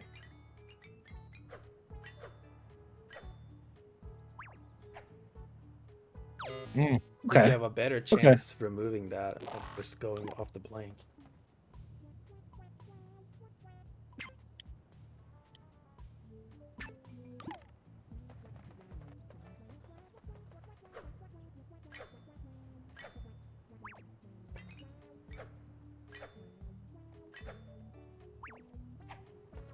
Let's go.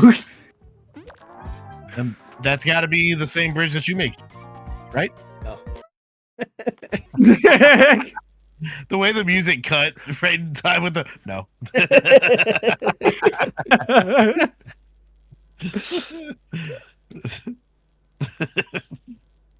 All right. This level is basically unchanged from the original Game Jam version. Okay.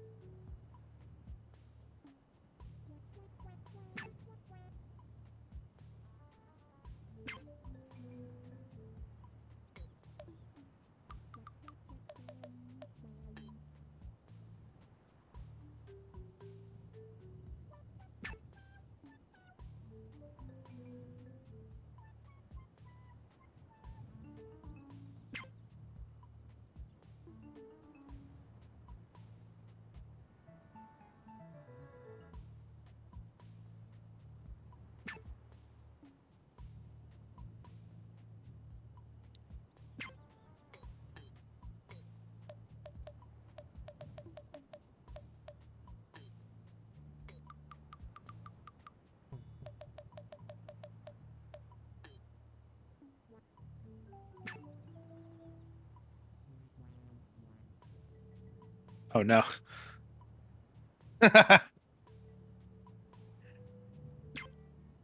Oh no.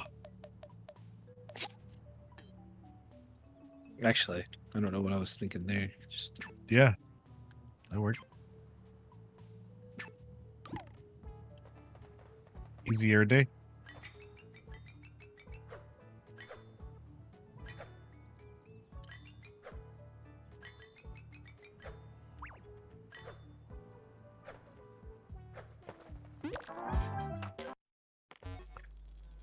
Nice. let's go. New object.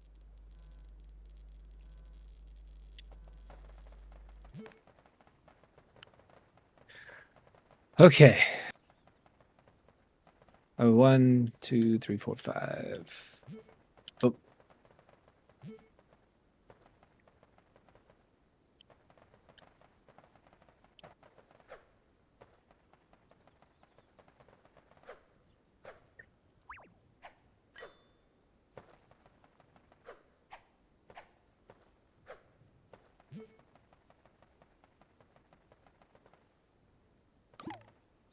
Before we get too late in the night, Dennis, did you want to like show us some in-engine stuff or? Yeah. I've made myself look terrible long enough. If we want to pivot. I do think like the more you play this, the more it's gonna be more natural. Because I noticed that on my play session where at first I was struggling with the controls, but like by the end of that first play session, I had a way better grasp on it. And Yeah. So across my 2 play sessions, I guess I'll say this: like BG small controls better with a controller easily, but I think BG controls better with keyboard and mouse. Yeah, it's a dilemma. Yeah. to get it on the Switch, you got both the best buff, but the best world. Dabba dabba dabba dabba.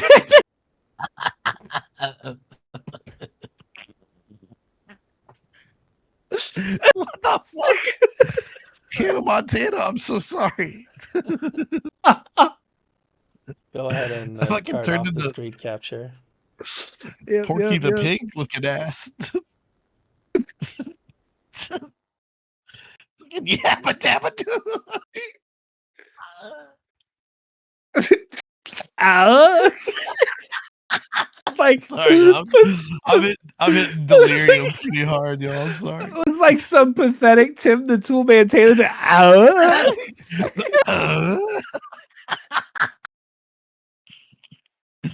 Oh my god.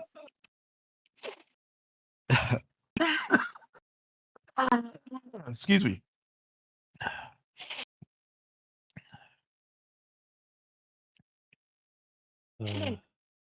See here. This would have been so nice if Riverside had worked. Yeah, and we'll figure it out, or we won't. That's fine too.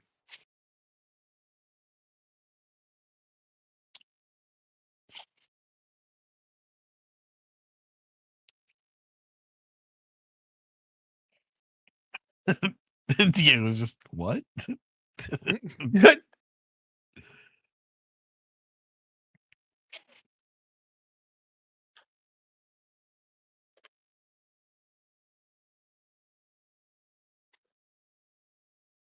And Dennis, this is made in Unreal? Engine. Yeah. Nice. Which you listen to gamers is the worst engine ever made. Ruined gaming forever. Hey man, you said it, not me. I didn't say it. Gamers said it. Capital G gamers. Capital G gamers. All right. Does that look good? Oh yeah, sorry. Looks good. Yeah, looks good to me. All right. So this is Unreal Engine. Oh, we lost our cams on Discord, I think. Oh, That happens from Discord capture. there we Clicking go. on things, I don't know why. It's janky. All right. So yeah, this is just the title screen scene. Play. Okay.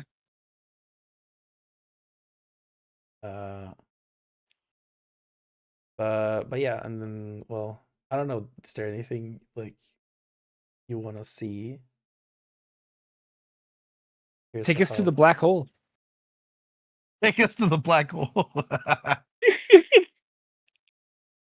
I don't know. I mean, I'm not developer minded well enough to even know what to look for, but like I don't know, just walk us through anything. Is the view frozen for you guys? And Oh, I didn't realize you were moving. Yeah, it is. Yep. why is it frozen?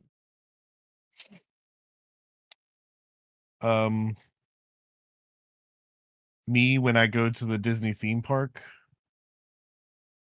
and see the What? long line. I don't know, man. The lines are frozen. What?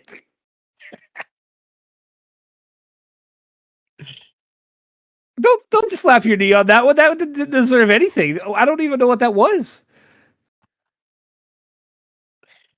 Disney has this like movie franchise. It's like an animated series.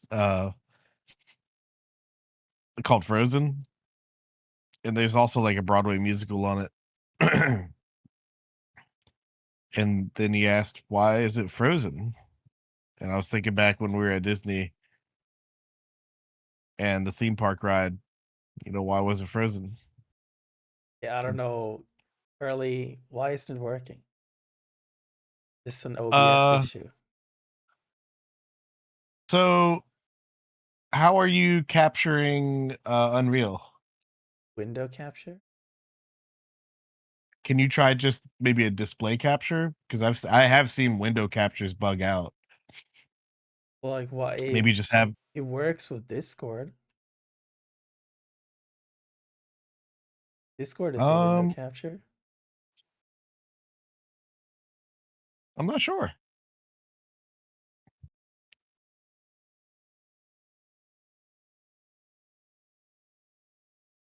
It's also like duplicated now too. What happens if I just remove it and add it again? Yeah, try that. Can I do game capture instead, maybe? No. I think that only works on Uh, PC game. Well, maybe. I don't know. Yeah, I mean I see the window capture thing bug out on me all the time. Most of the time I just do display capture and just crop out the rest of the desktop. this is still like an old version of the view. What the hell? It's Oh, so whoa, what the weird. fuck? What's going on in the still there? Is that like BG's wireframe or I guess let's display capture instead.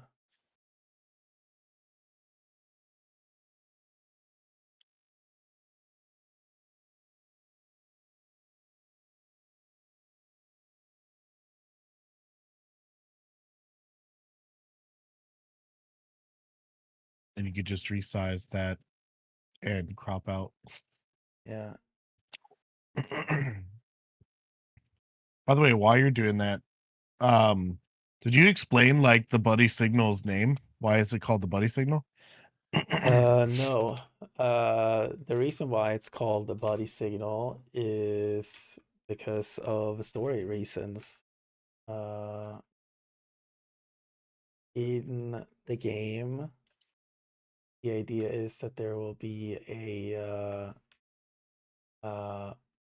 there is a scientist by the name of Copernicus Buddy, who many years ago found that there is a signal coming from a planet in outer space. And the game is about us traveling to that planet to figure out where the signal comes. I like it? I like it. Now, so you said previously that you're like other cosmetics up in the air. Is the buddy signal? Are you definite on that, or is there like does that come with like any changes that might come with like changes to the story, changes to the characters, those kinds of things? No, that's pretty definitive. It's kind of the Okay, main okay. plot of the game. The story, like the story of the game, like it's not gonna be like a super story focused game. Like most of the game is going to be gameplay. But Mhm. at the same time, I don't want it to be like, oh, and then they saved the princess and they lived happily ever after, you know. Um, and I also don't want it to be like I don't know, like one of the pet peeves that I have with a lot of game stories in family friendly games is that they're like toddler friendly and not kid friendly. Mm. Uh like I don't know, like I've talked about what I want to cover in this game with some people, and I've gotten like the response of like, "Oh, that's kind of dark." And it's like, yeah, but Pixar movies are pretty dark a lot of the time. Yeah. Yet kids watch Yeah, Pixar movies, shit. you know. Like I mentioned, there's a character that's gonna die. Not one of these two. Another character, and they're like, "Oh, that's kind of dark." It's like, yeah. Have you seen Up? Yeah. It's like Bro, they that's a kids movie, and it's extremely literally put out what is it? Elio is a sci-fi like really fucked up movie. Like it's sad, it's terrifying, and I'm just like, yeah, let's go. yeah. So I kind of want to kind of break that boundary a little bit. Um, Also feel like kids respect it whenever you don't like play down to them all the time. It's exactly. one thing that I like about like classic like late 80s, 90s movies, like a lot of the Spielberg stuff and whatnot. It just like it was accessible for kids, but like they didn't treat the audience like kids. They just made it, accessible for them Mm, exactly. and relatable.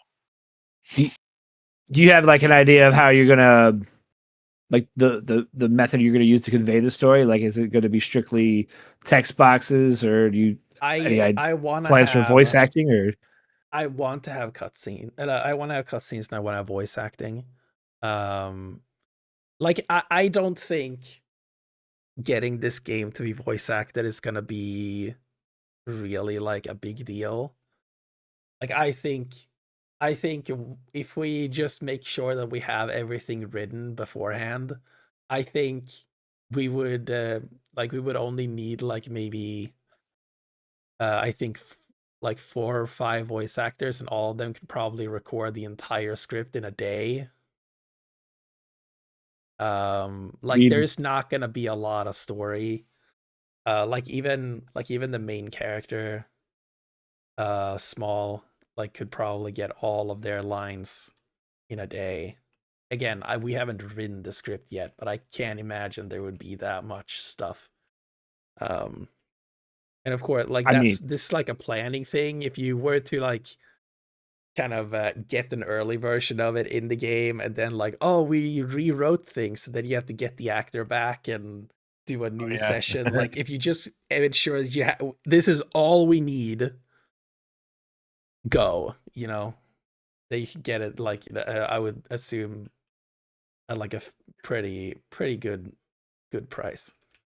I mean, just throwing this out there, if you're talking about voice actors and we're talking about budget, I mean, you got a guy right here on this podcast that was in a video game that you Ryan, worked on, and a guy that was almost in a video game that you worked on. Just, just throwing that out there. Are you referring to you? I was talking about Curly, but the guy who was almost in one was me. You were both in the game. In that game. We had a whole segment of the playthrough where we argued that we couldn't hear Ryan. I heard him perfectly fine. Just I had to stand right next to the door at the right angle, at the right time and place. Exactly. So Ryan, you had a question about BG. Yeah. Well, from the still, like before we got in closer, I was wondering if that was like the wireframe showing, but looks like it's is it like a camera? Yeah, this is the camera. Oh, that's the perspective. It looks a little weird to have just a camera shoved in his head. Fuel. Like it's like an old like camcorder style camera too. Yeah. That's how cameras look, what cameras look like in Unreal. That's kind of cool. So wait, what are the free floating cameras then? This is the camera for the portal. So when you go into this zone, the way it rotates, transition to this camera. That's cool. One thing that was maybe a little jarring was when it switches to that camera. It's like the way like you go in between the two. Like if you get close to it, it kind of sucks you in. Nice. Yeah, I think I need some form of like plate or something here that kind of shows, displays the boundary a little better. Mm. But yeah, I wanted to show off the platform tool that I made here that I talked about earlier. That I'd spent a lot of time on. Let's see, it's I would really appreciate being here. honorary Frenchman in all your Yes. It's like, hey, who is that honorary Frenchman that you always get on your games? Oh, it's Yeah. some American dude. Yeah, it's an American dude. But you know how Americans are. They're all Italians or Yeah, true. exactly. Irishman or whatever. All right, so this is the platform thing. And this is the whole deal that I was talking about. I can do this. Oh, cool. That's sick. It's a guitar pick. It is. Man, Oh, I that can was use one thing I meant these. to ask earlier. Do you plan on introducing any moving platforms? Probably. Maybe. Oh yeah, like a good floating platform that moves around. Like moving things in general are a bit tough since you have to like place things as BG and then Right. they still have to be there as small. But yeah, I want to add more things to the game. Oh yeah, I was also really happy with this bridge tool that I made. Here. So the tiles on the bridge is randomly generated by a seed, so I can change how Oh, that's the cool. Oh, cool. and then I can set how many segments I want the bridge to have. Whoa. That's sick. And these are a little buggy, but I can remove the floor, and some of them look a little weird. But I can pick specifically like the different parts to show or not. This is the weird combination.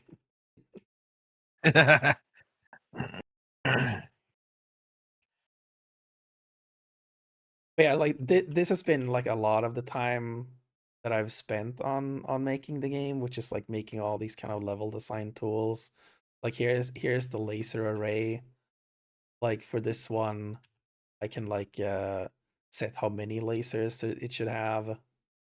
The space between the lasers.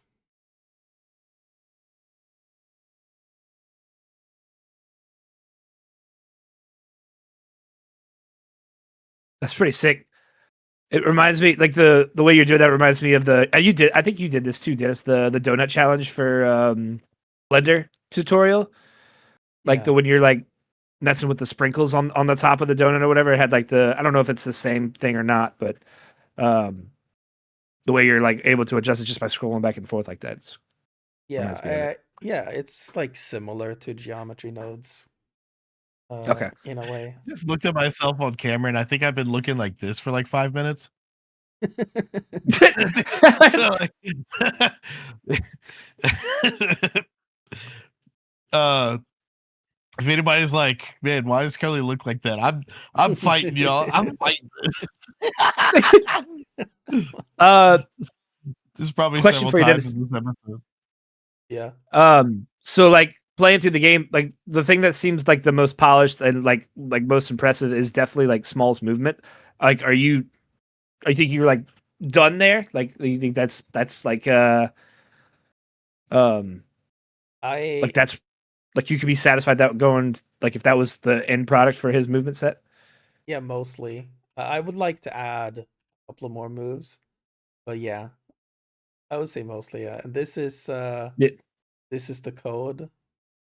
This happens every frame. Small is moving. That is so Damn. cool. This is, you can see here, like updating his velocity, uh,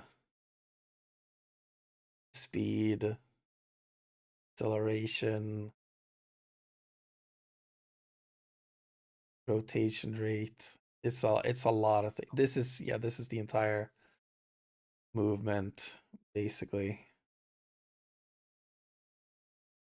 That's a lot. That's awesome. That boy be moving. Yeah.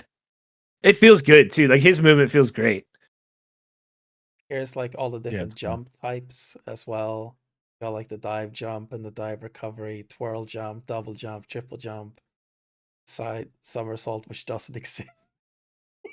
I was just about to say, I don't think there was. Yeah, I tried to do it, but I couldn't get the 180 turn to work properly. Oh yeah. Yeah, because you Um, have to literally turn in the opposite direction, wait for the animation frames for him turned around, then jump in the right time. It's weird. I have uh like a 180 turn animation. Did you build these animations yourself, or No, these are like, yeah, mostly from like free animation libraries and stuff. oh, that's cool.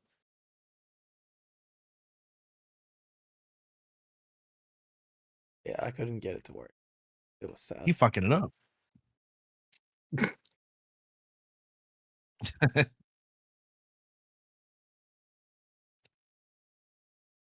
Um, Mm. yeah, I don't know. That's kind of, I mean, there's a lot, but like, I don't know. Curly seems to be dying. So. Yeah, Nice. no, I mean, I'm down to clown. But yeah, I am dying. Um, I I can't really think of anything else, but what do you think we should do as like as an update interval? Do you think we just kind of talk about it here and there on the podcast? You should give updates where like you can, I think, but like maybe we return and give a first look part 2 or a second look. I think First look part 2 is hilarious. I don't like. Obviously, it's all at your discretion, Dennis. But I think you should be talking about this game as much as you want, like or as often as possible on the Yeah. channel. Like, cool to like if you wanted to do like a stream where we'd like watch you work, if you're comfortable with that kind of thing. Mm. I think that would be a lot of fun. Yeah, I do my plan for like I would say maybe like this month, like I'm going to focus this month on just like kind of going out with the game more. Like my plan is, like, I have one plan to like um at least 3 posts a week on LinkedIn about this game, because Oh what yeah. Okay. I had a chat with my former boss at the Roblox studio that I worked at, the gang. He now works at Raw Fury, which is one of the more prominent indie game publishers. And one of the things that he well, for the entire reason why I'm even announcing the game is that he told me I should do that. um and like making the Steam page and everything. He basically told me that like publishers have a lot easier of a time like picking up games if they can already see that there are people interested in it, which makes so much sense when he puts it that way. But like, Yeah. I didn't think of that. So um Well, like like cuz some games Poglings for example has a community built around it. mhm, Like with this you could do the same thing here. You've got the Discord, you got the streams going. You could do like, you know, monthly, bi-monthly or whatever updates to it. I mean, like Ryan said, you should be talking about it all the time and like mm, building up a community I could easily see why that would be valuable for a publisher to be like, shit, there's already people invested, and it's like a known quantity to some extent. Yeah. And he also said that I should be more active on LinkedIn, which is the worst. I hate LinkedIn with a Oh passion. yeah, It is the it's absolute so worst. it's It's so just, boring and corporate. It's so yeah. lame.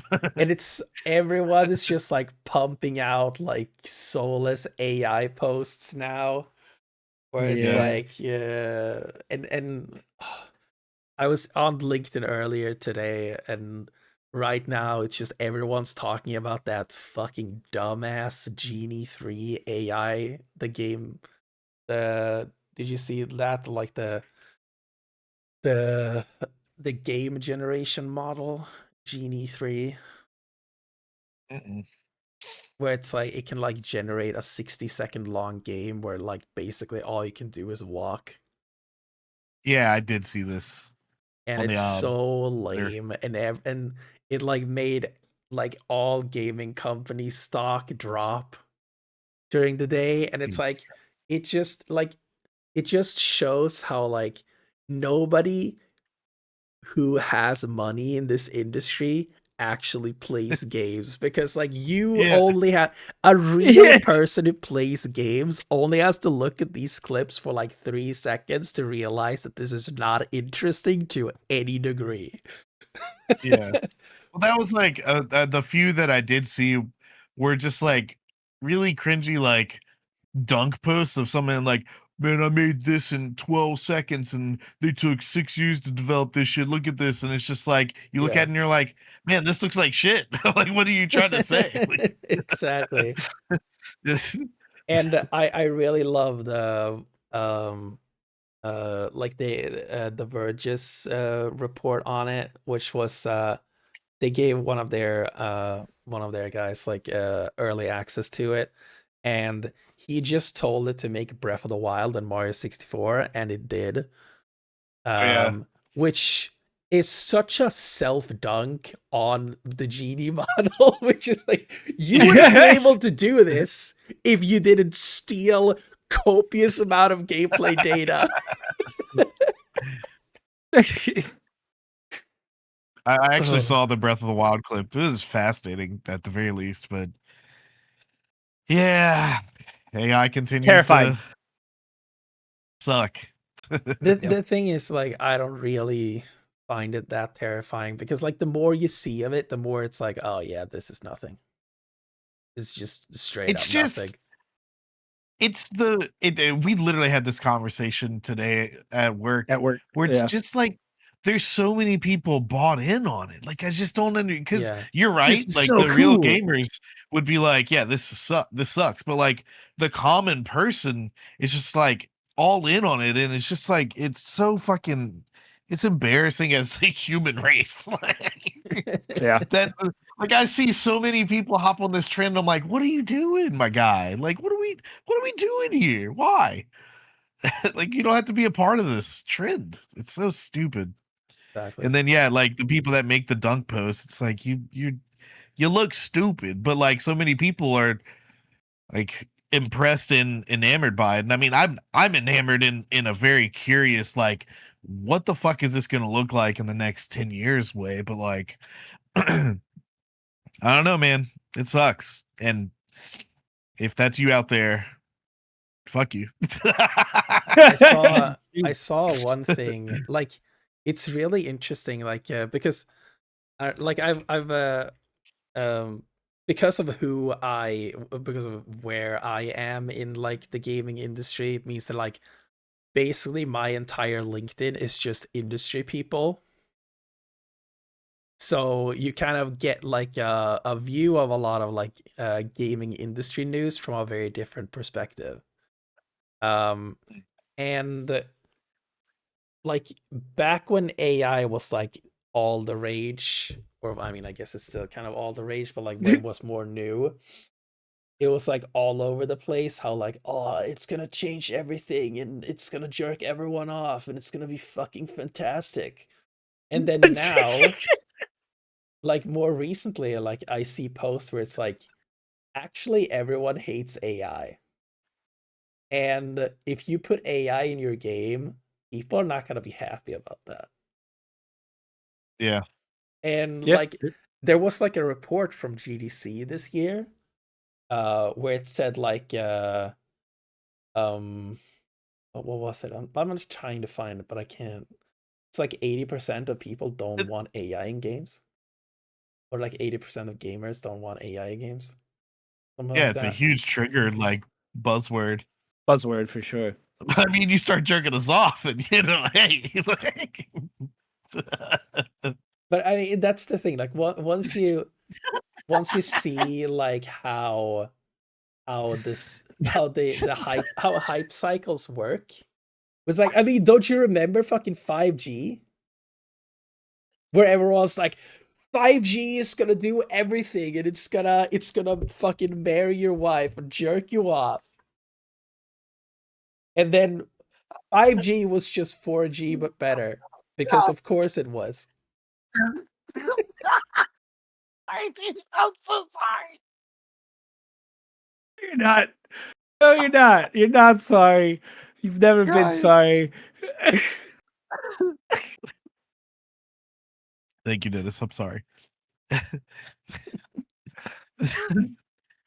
Yeah, well, the conspiracy theories behind the 5Gs too, of just like, man, it's the government controlling you with brainwaves now. I'm just like, what the fuck?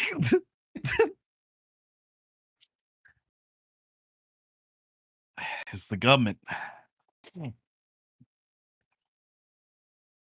I can't find this post, but yeah, it was interesting. Like everything is kind of turning on AI, and I couldn't be happier. Yeah, I mean, again, it is like I don't even know, like the normies out there that are just so about it, but like the people that are actually out there buying your games, like the moment that they hear, dude, I mean, look at Expedition 33, the news cycle around them using generative AI for fucking like assets that weren't even included in the game and shit. Well, granted, like we talked about it on a whole other podcast, but like they like didn't remove it from those couple of assets by mistake and stuff. But like, yeah, I mean, the moment that you declare, yeah, we use Gen AI for this, it's just like, well, you fucking sunk your own ship, dumbass. Yeah, definitely. But yeah, it was. I did see another post which was all. It was all about like, it really like reframed the whole AI in games as well. It's like people already don't like the idea of paying $70 for a game, and then the idea of like, now I'm gonna pay $70 for a game that was made by AI is like, yeah, no thanks, Yeah, bro. no thanks. Like, I'm good, man. I don't need that. Agreed. All right, take us home. All right. Well, that will conclude this episode of the Famiriety Show, which is not episode number 3. I have, on good authority, been told we will not be numbering these episodes, so this is not, in fact, our 3rd episode of the show. But thank you all for joining us, Diego, Bird, Leggy, Flyer, Well, Kutsu, Trashman, Bopper. Ryan. Yes. It is our 3rd episode, but it's not episode 3. Well, my question to you before we went live was: this is the 3rd episode of Famiriety Show, correct? And you were like, "Well, no, because we're not numbering these." Yeah, but it's still the 3rd one we're doing, but it's not episode 3 because we're not numbering them. I feel like I'm more confused than before the episode. Anywho, Sleepy Caramel, Bopper, Diego, Bird, Trashman,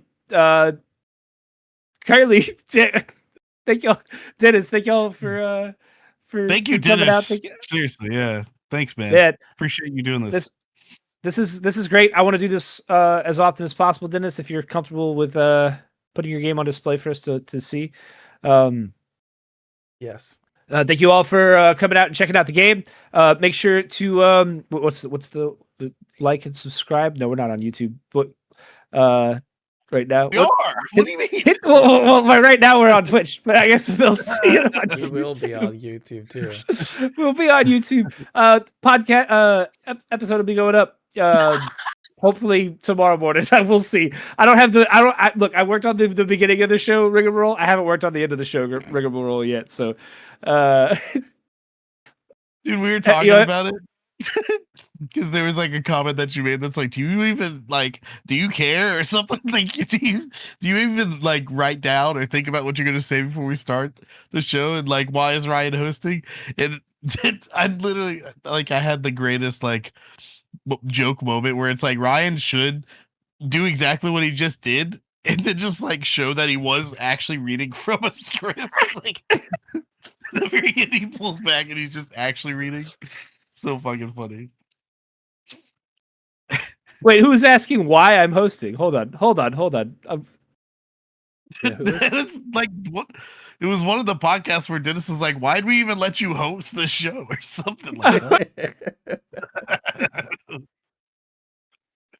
All right. Well, anyway, yeah, we'll be up on the socials. We'll be up on the YouTubes, and the podcast will be up on all the Amazons, the Spotify's, the what's the other one, Kylie? The Amazon, Apple, Amazon, Apple, and Amazon, Spotify. and Spotify. So make sure you follow us where you get your content. And we will see y'all next time. So everybody awkwardly wave goodbye. Also, soon to be on Google Podcasts. If that's real. I don't think it's real.